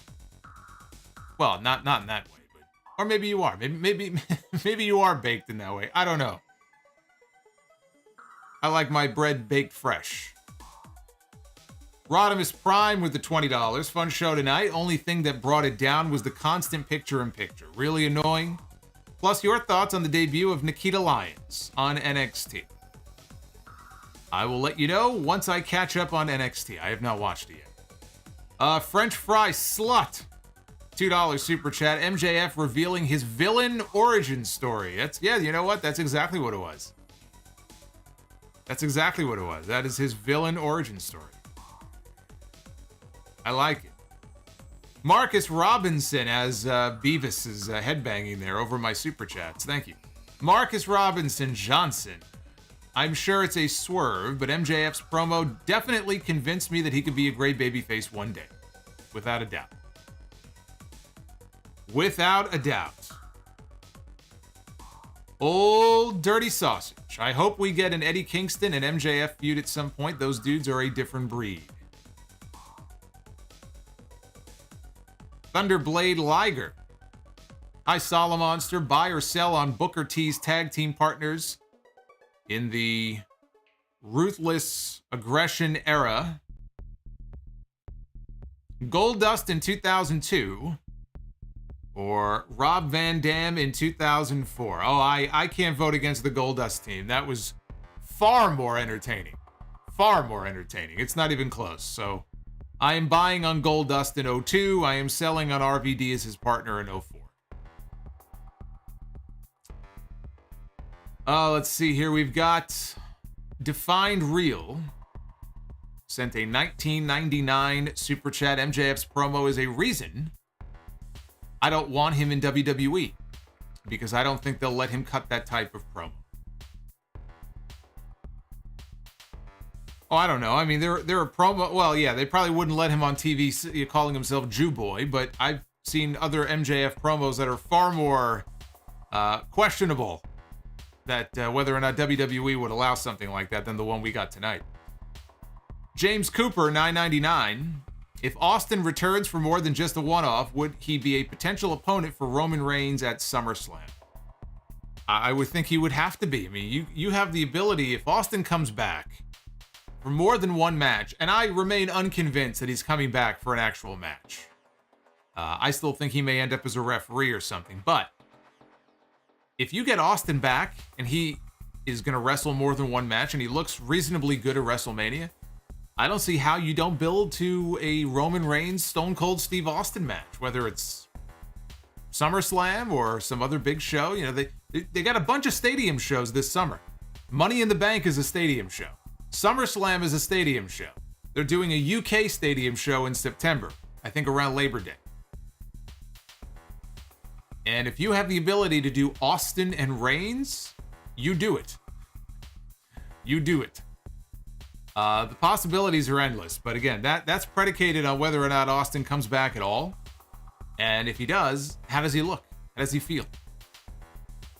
We have no idea. The man hasn't wrestled the match in 19 years. You know, it's one thing to be someone like Sting at 62 who's been wrestling consistently for 30 plus years. Even Bill Goldberg. You know, he was gone for a very long time, but even Bill Goldberg has come back to WWE and had how many matches since 2016? He's had a whole bunch of matches. Austin has had none. He's had zero. We don't know what he can do. So it's a big question mark right now, but Austin and Roman Reigns, holy shit. I mean, that would be a marquee match without question, without a doubt. Groovy Goose, I always thought MJF could do a double turn with somebody. He just needs the right guy. However, I wouldn't do it just yet. Much love, Solomonster. Yeah, I would not do it either. I would not do it anytime soon. Naif Al-Safar, thank you for the $4.99. Appreciate it. Stephen Chappell with the $30 Bully the Clown or Fuck Bully Ray super chat from earlier. Wow, we're only first getting to that one now. We got to speed this up here. Nick Grosso has a New Japan question. Are the Gorillas of Destiny out of the Bullet Club? Because from what I saw on Impact, it looks like GOD are out and the Good Brothers are back in. I will tell you that I have not been following the recent events on Impact. Even though I probably should, because, you know, I know Jay White's been hanging out there. But I have not been keeping up with Impact of late, so I don't know. I don't know what their status is in terms of Bullet Club. I'm not sure. Vitamin Vision, Solomonster's Voodoo Doll versus Alexa Bliss's Lily Doll. WrestleMania. Book it. Yeah, I might have to add them to the Be the Booker animation. Should I put Lily? Should I put Lily the Doll in the female Be the Booker? Drew Johnson, $5 super chat. HBK is the GOAT. Brett deserved what he got in 97. And according to Dax Harwood, Shawn Michaels is a two-faced prick. If you saw his interview with Renee Paquette on her podcast. I'm just relaying the news. I'm just relaying the information to you. Jared M with the $30 super chat. Jared, what is going on? What in the hell is going on, Jared? So according to Beowulf, I almost called you Beowulf or Beowulf. I saw that in 3D in the movies when it came out. He says, yes, they are out of Bullet Club, GOD is. At least the American faction in Impact. So there's your answer. There you go. Austin Runge says, but he found God. Just because you find God doesn't mean you're still not a prick. Willie Gag and Bob, $2 super chat. Brett is, was, and always will be the best. Drew Johnson, Solomonster, you're that man. Love some Magic Spoon. Hey, don't forget, guys, you can get $5 off that shit. Not 5%, $5. MagicSpoon.com/Solomonster. We got some more fun stuff coming your way in a couple of weeks. Stephen Chappa with the $25 super chat. About to get my first look at this. About to get my first Magic Spoon order at the end of the week. Pretty amped. You better be using my link and my code. MagicSpoon.com/Solomonster. When you check out, punch in Solomonster. You get $5 off. You can thank me later. I'm telling you, you're going to love it. Very good. Rizzo, $20 super chat. My favorite day of the week and finished the podcast on Monday. Was curious how you feel about EC3 and Braun Strowman's new wrestling promotion. Big deal, small deal, no deal? Not a big deal. You know, it's up to them, I guess. We'll see how big it could get. I don't see it getting very big. I think it'll be a small thing. You know, they might be able to sustain it. It's all about, you know, how many shows are they running? What kind of venues are they running? Can they afford to keep up with it? You know, are they bringing in a lot of talent? I don't know how much interest there's going to be in this, but, you know, I wish him the best. Hopefully it works out. But no, I don't see it being a very big deal. Mr. Notorious Dez just left the show, and the crowd was good into the majority of the show. And I got to say, Jade Cargill is gorgeous in person. She is a very beautiful woman.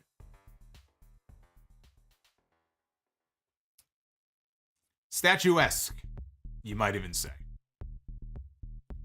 Drew Johnson, $5 super chat. CM Punk and MJF are both way better on the mic than Edge. All right. Zombified guitarist, minus 13 in Billings. Holy shit, Billings, Montana is minus 13 degrees. Heading out to scavenge for some computer towers I've found. Good night and many slams. Well, you better bundle that ass up. Minus 13. You might freeze before you get back. Hitman WA with the $20. Good show tonight. Jericho looking in better shape. The Pac Penta Brody spot with the clothesline was the highlight for me. But overall, a good show with some memorable spots. Enjoying the recap. Keep up the great work. Well, thank you, Hitman. I will try. Yashvardhan Shekawat. What is a babyface? I died after that line. From the promo earlier. Well, Yashvardhan, thank you. Thank you for the 50 cents. I appreciate it. Carlos Naftali with the $10. Russo on a pole, bro. Russo on a pole, bro. What's going on, Carlos? It's good to hear from you. Let me put yours up. There we go. There we go. Got to get Carlos on screen here. Would it be weird if Stone Cold really came back to fight at Mania in a mid-card match? I feel his return match should be one of the WrestleMania main events. You know, that's the thing. I mean, I love Kevin Owens, but if you're going to bring back Stone Cold for a main event match at WrestleMania, it's not against Kevin Owens. It's just not. And Owens, I just don't see him headlining over Ronda Rousey on night one. We know Lesnar and Reigns have night two locked up. I just don't see them deviating from the whole women on night one, men on night two. Ronda Rousey, you know, she's going to be in the main event on night one. But I also think that Austin, it's kind of like Shawn Michaels when he came back at SummerSlam in 2002. He didn't headline SummerSlam that year. It was Rock and Brock was still the new guy at the time. They didn't know what they were going to get with Shawn. He ended up getting a great match, but you didn't know that. Maybe they feel the same way about Austin. You know, put him in the ring with Owens, see how he does. If he does well and wants to do more, then maybe he can have some main events. But look, Stone Cold Steve Austin is and I'm not exaggerating here, Stone Cold Steve Austin is one of the biggest names in the history of the business. If he comes back to the ring, it is a very big deal. It should be worthy of a main event spot. But if it's against Kevin Owens, and it's been 19 years, you don't really know what you're going to get. Maybe it's not going to be a long match. You know, if you're going to have a main event at WrestleMania, you already know Lesnar and Reigns on night two is not going 20 minutes. Brock Lesnar is not going 20 or 25 minutes in the WrestleMania main event. So, ideally, you would have a longer match on night one. I don't know how long Austin would even go in a match. 19 years away, how long could he go? It probably would be like a 5 or 6 minute thing. I don't think it would be that long. So you got to factor that into the thinking as well. Magician Sapphire, $10 super chat. I get the feeling that Omega comes back and screws Cole out of the championship, setting up the Elite against the Paragon feud. Possible. Although, again, I believe Omega said he had another surgery left, unless he was swerving us on the interview with Meltzer, you know. I don't know that he's ready to come back. That would be a big spot for him, too. But it would be very unlike AEW, though. I think in the main event, they only have 4 pay-per-views a year. And in your main event world title match, you're going to have interference. I don't think it's not their MO. WWE would do that. I don't know that's how they want to end the show, though. I don't know. I could see Omega maybe coming out after, especially if Cole loses. But I don't know about him costing him the championship in the main event. I'm not sure about that. Corbin Rogers with the $9.99. Yeah, Maz, Paragon was the name that I think O'Reilly used once on television. I don't know for sure if that's the name they're going to go with for the Cole, Fish, and O'Reilly faction. But that's where Paragon comes from. They used it on television once or twice. I don't think they mentioned it again. Maybe they dropped it. But Corbin Rogers, how would you think Fox, or how do you think Fox feels about NASCAR averaging 9 million viewers the first 2 races this year compared to SmackDown? I think that you are underestimating how big of a deal NASCAR is to a lot of people in this country. NASCAR is very popular. I don't get it. I'm not, big on just sitting there and watching. I like watching, highlights maybe of some of the races. I can't sit there and watch a whole thing of races. So like people can't watch baseball. Some people think it's boring, A bunch of guys standing around in the outfield, scratching themselves and spitting sunflower seeds out all over the place. I love baseball, but some people don't. NASCAR has always been very popular. So it's not surprising to me that it would get that many people. But I think Fox knew what they were getting into with WWE. WWE, there's no WWE show that has ever gotten 9 million viewers in I'm trying to think how many years it's been. I don't mean ever.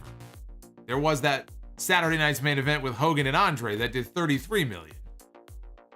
The highest Raw ever in May of 99 did an 8.1 rating, which was it was in that range of like maybe 7 or 8 million. It was crazy. But they knew that the WWE of today doesn't bring in numbers like that before they signed the contract. So I think Fox is getting exactly what they should have expected. What did they expect? SmackDown was going to debut on Fox and get 5-10 million viewers a week? Are they out of their fucking minds? Nobody there did their due diligence? Come on.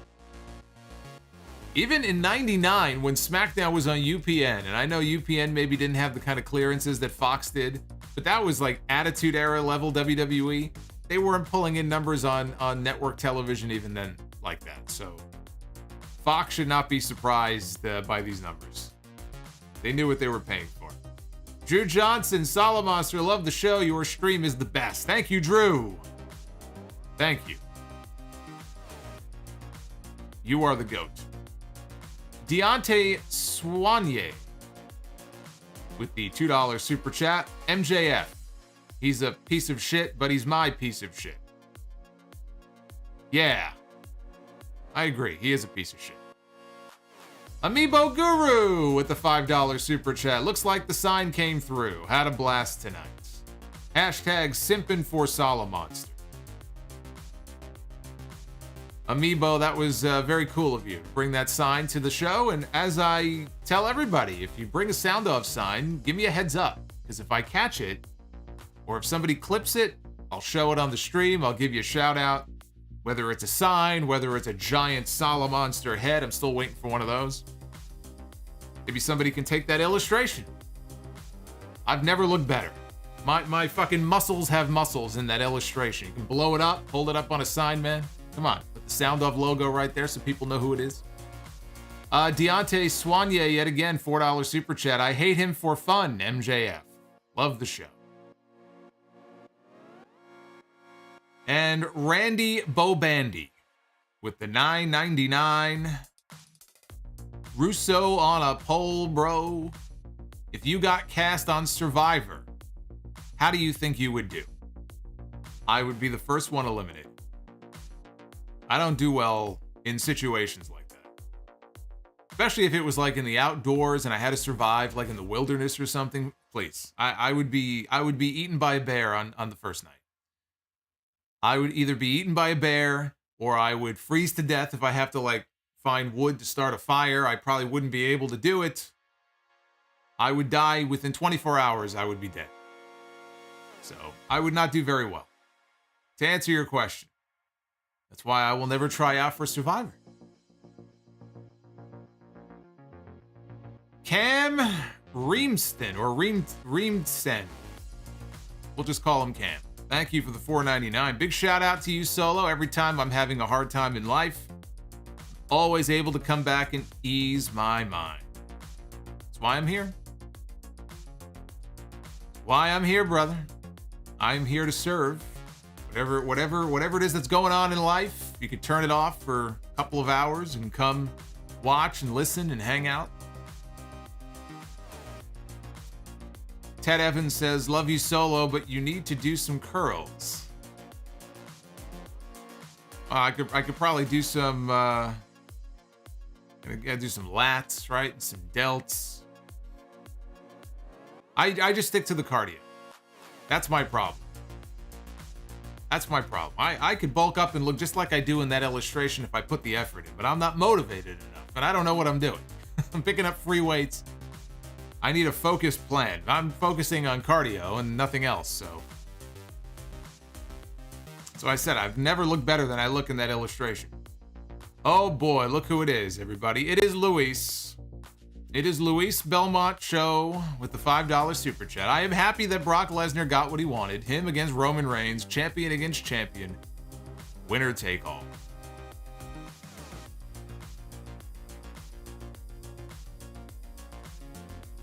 Kevin is very excited in the chat that I will be making a guest appearance tomorrow night, for those who missed it, 8 o'clock Eastern, over on Don Tony's YouTube channel. The streaming page is up as we speak, so you can go over there and bookmark it, and the chat is open over there on his page. Show him some love. There's Deontay again. You always get my name right. No one does. Thank you, bro. I'm glad I got your name right, because at first I was like, do I say it this way or do I say it a different way? I said, no, I think it's this way. So I'm glad I got it right.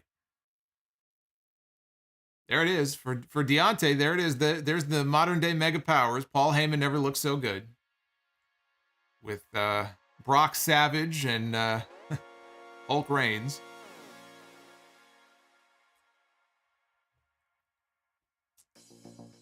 Get a kettlebell. Actually, you know what I thought about getting are the oh god, what are they called? Oh, it just the straps. It just popped out of my head. What the fuck they're called? They're like the rubber, those rubber straps or the rubber bands. But every one I look up online, I'm trying to find like a quality one, and like on Amazon, and I'm going through the reviews, and they all break. And people are like, yeah, I'm working out with them, and then boom, one day it just snaps. They're all like crappy quality. I gotta find some quality bands. I just don't know where to look. I don't want them snapping on me, putting out an eye.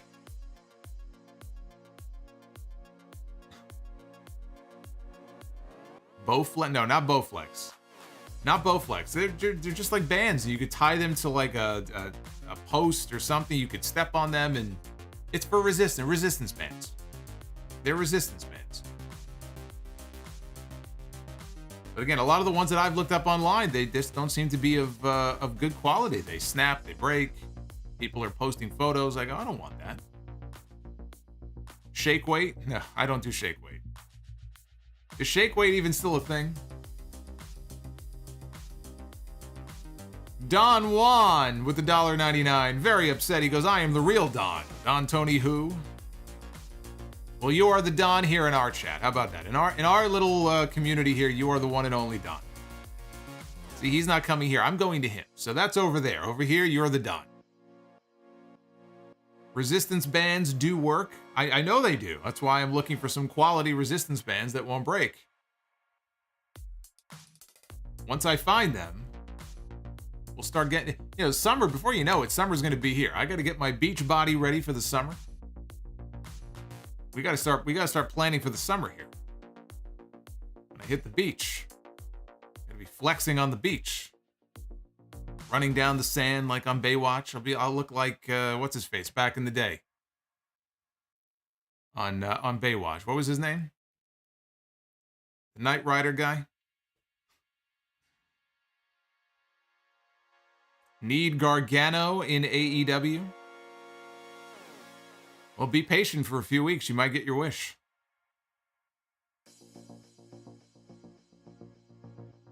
You can get some for free if you went to physical therapy.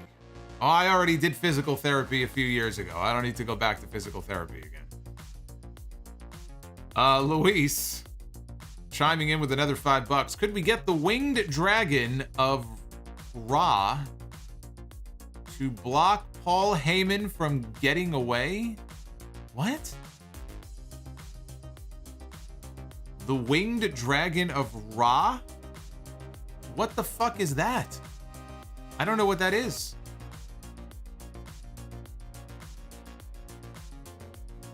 I don't know what that is. The winged dragon of Ra? Anyway. Cam, thank you for the $1.99. Could Cody go to CYN instead of WW? What does any of this mean? Oh, control your narrative. Okay. For a second there, I didn't know what was going on here. Why would Cody go to control your narrative? That would be ridiculous. No. He's out of his mind. If he ends up there, he's out of his mind. Especially if he in part left AEW because of money. You don't go to control your narrative if you're looking for a good payday. I can promise you that. Yu-Gi-Oh! Is that what that's from? The Winged Dragon of Ra, I'm being told. Alright, I'm being told that the Winged Dragon of Ra is a Yu-Gi-Oh! Reference. I have been schooled.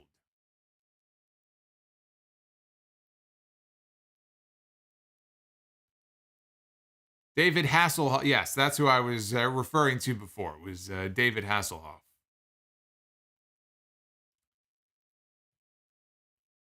Watch anime?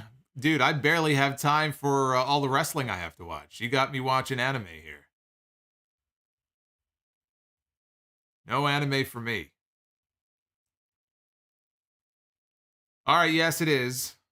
Yes it is. Jared, I saw something go by before in the chat, but again, the super chats pop up in a separate window. I get all those organized.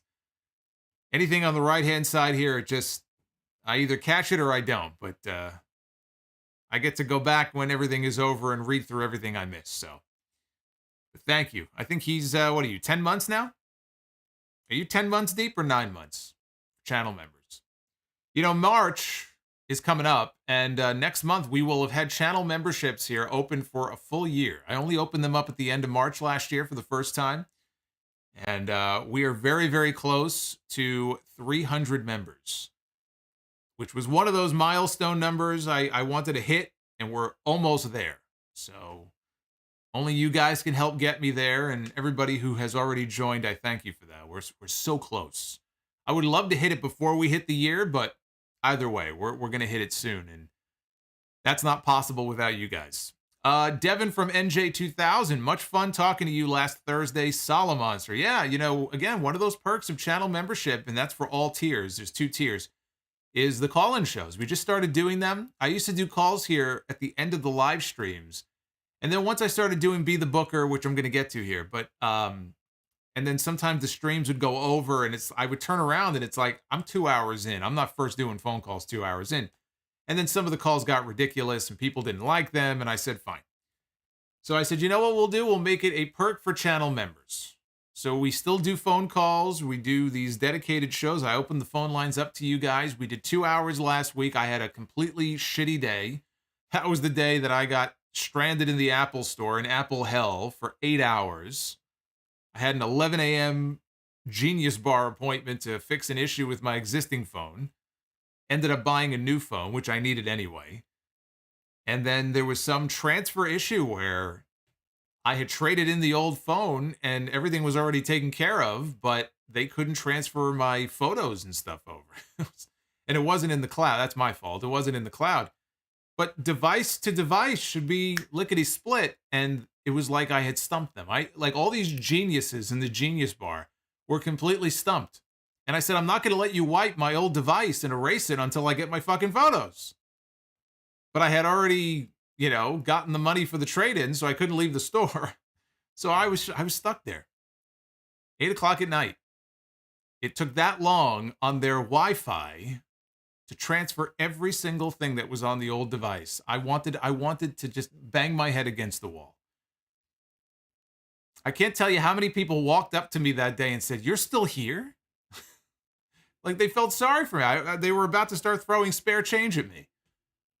At least feed me. Go buy me lunch from the food court or something. Jesus.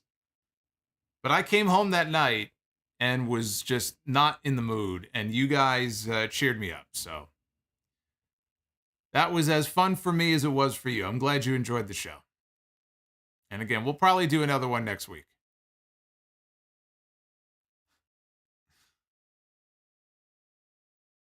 No, Cam, the spots in the ladder match of Revolution, they are not yet filled. I think there is at least 3 more. They're going to fill one on Friday, and then I guess the remaining ones will be filled next week. Anyway, it is time. You guys know the drill. It is that time to be the booker. Ladies and gentlemen, it is now time to be the booker.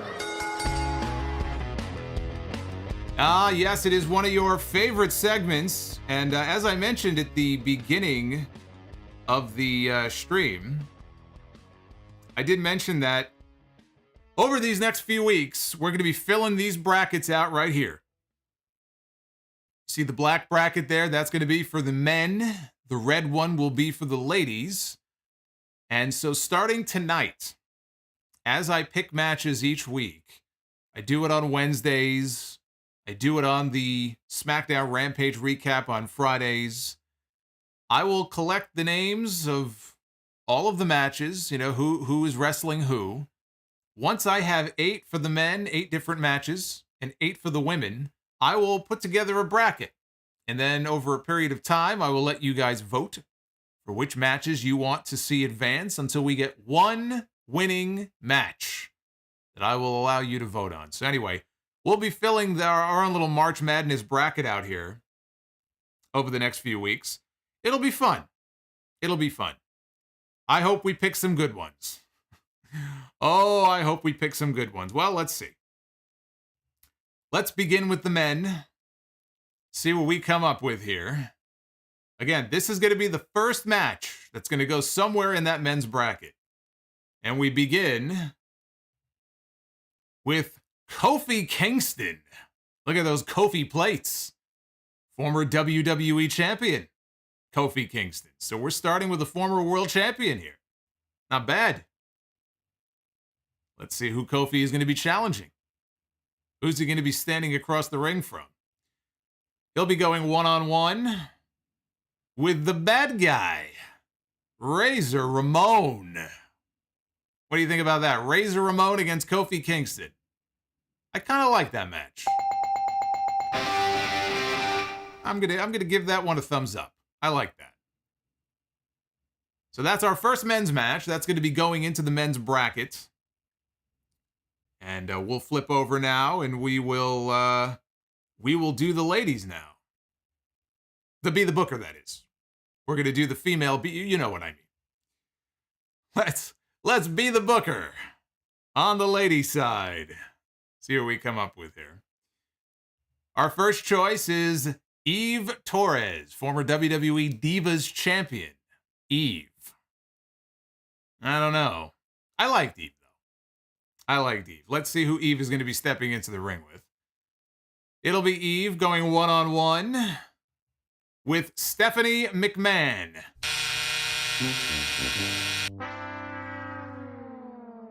Not a good start. Not a good start on the ladies' side. But it's got to go in the bracket.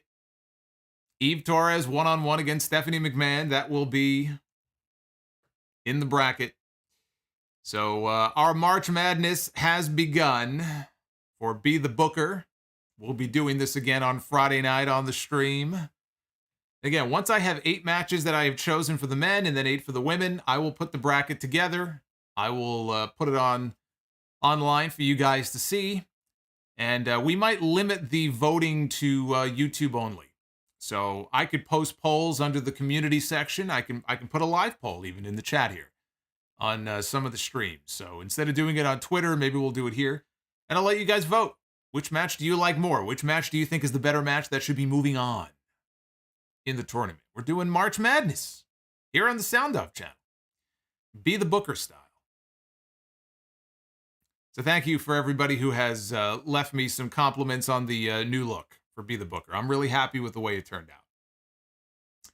Very happy with the way it turned out. All right, let me see. Where are we on the likes here before we head out of here? Almost 500. We'll get 500 plus here on the archive. But thank you to everybody who hit that like button. I want you to do that on the way out if you have not already done so, because it does help the stream out. It really does. So don't forget to hit that thumbs up. I'm going to be live again on Friday here on this channel talking SmackDown to Rampage, but I'm going to be live on a different channel. And that is coming up tomorrow night. One more reminder here, I'm going to be over on Don Tony's channel tomorrow night, 8:05 p.m. Eastern. I'm going to pay a visit to the Don. We're going to be talking wrestling and answering some of your questions. This could be it. This could be the one and only time. So it's a can't miss event. I know there is a lot of people who listen to my shows who also listen to his and vice versa. So if you're into that, that's going to be fun tomorrow night, 8:05 Eastern. Come join, come hang out with us. And that's all I got for you tonight. So thank you for choosing me for your Dynamite coverage, as I know many of you do each and every single week. I appreciate the hell out of you for it. Don't forget to vote at Solomonster on Twitter. That's where I put all the polls up for these shows. And Luis is going to get the last word here. He had to sneak that last super chat in, talking about some current events, some terrible events going on in the world, but that's why you need wrestling as an escape. That's why you need wrestling as an escape. But Luis, thank you for the super chat. I appreciate the $2. Thank you very much. I'm going to see you guys on Friday night for SmackDown or Rampage. So until then, take care, guys.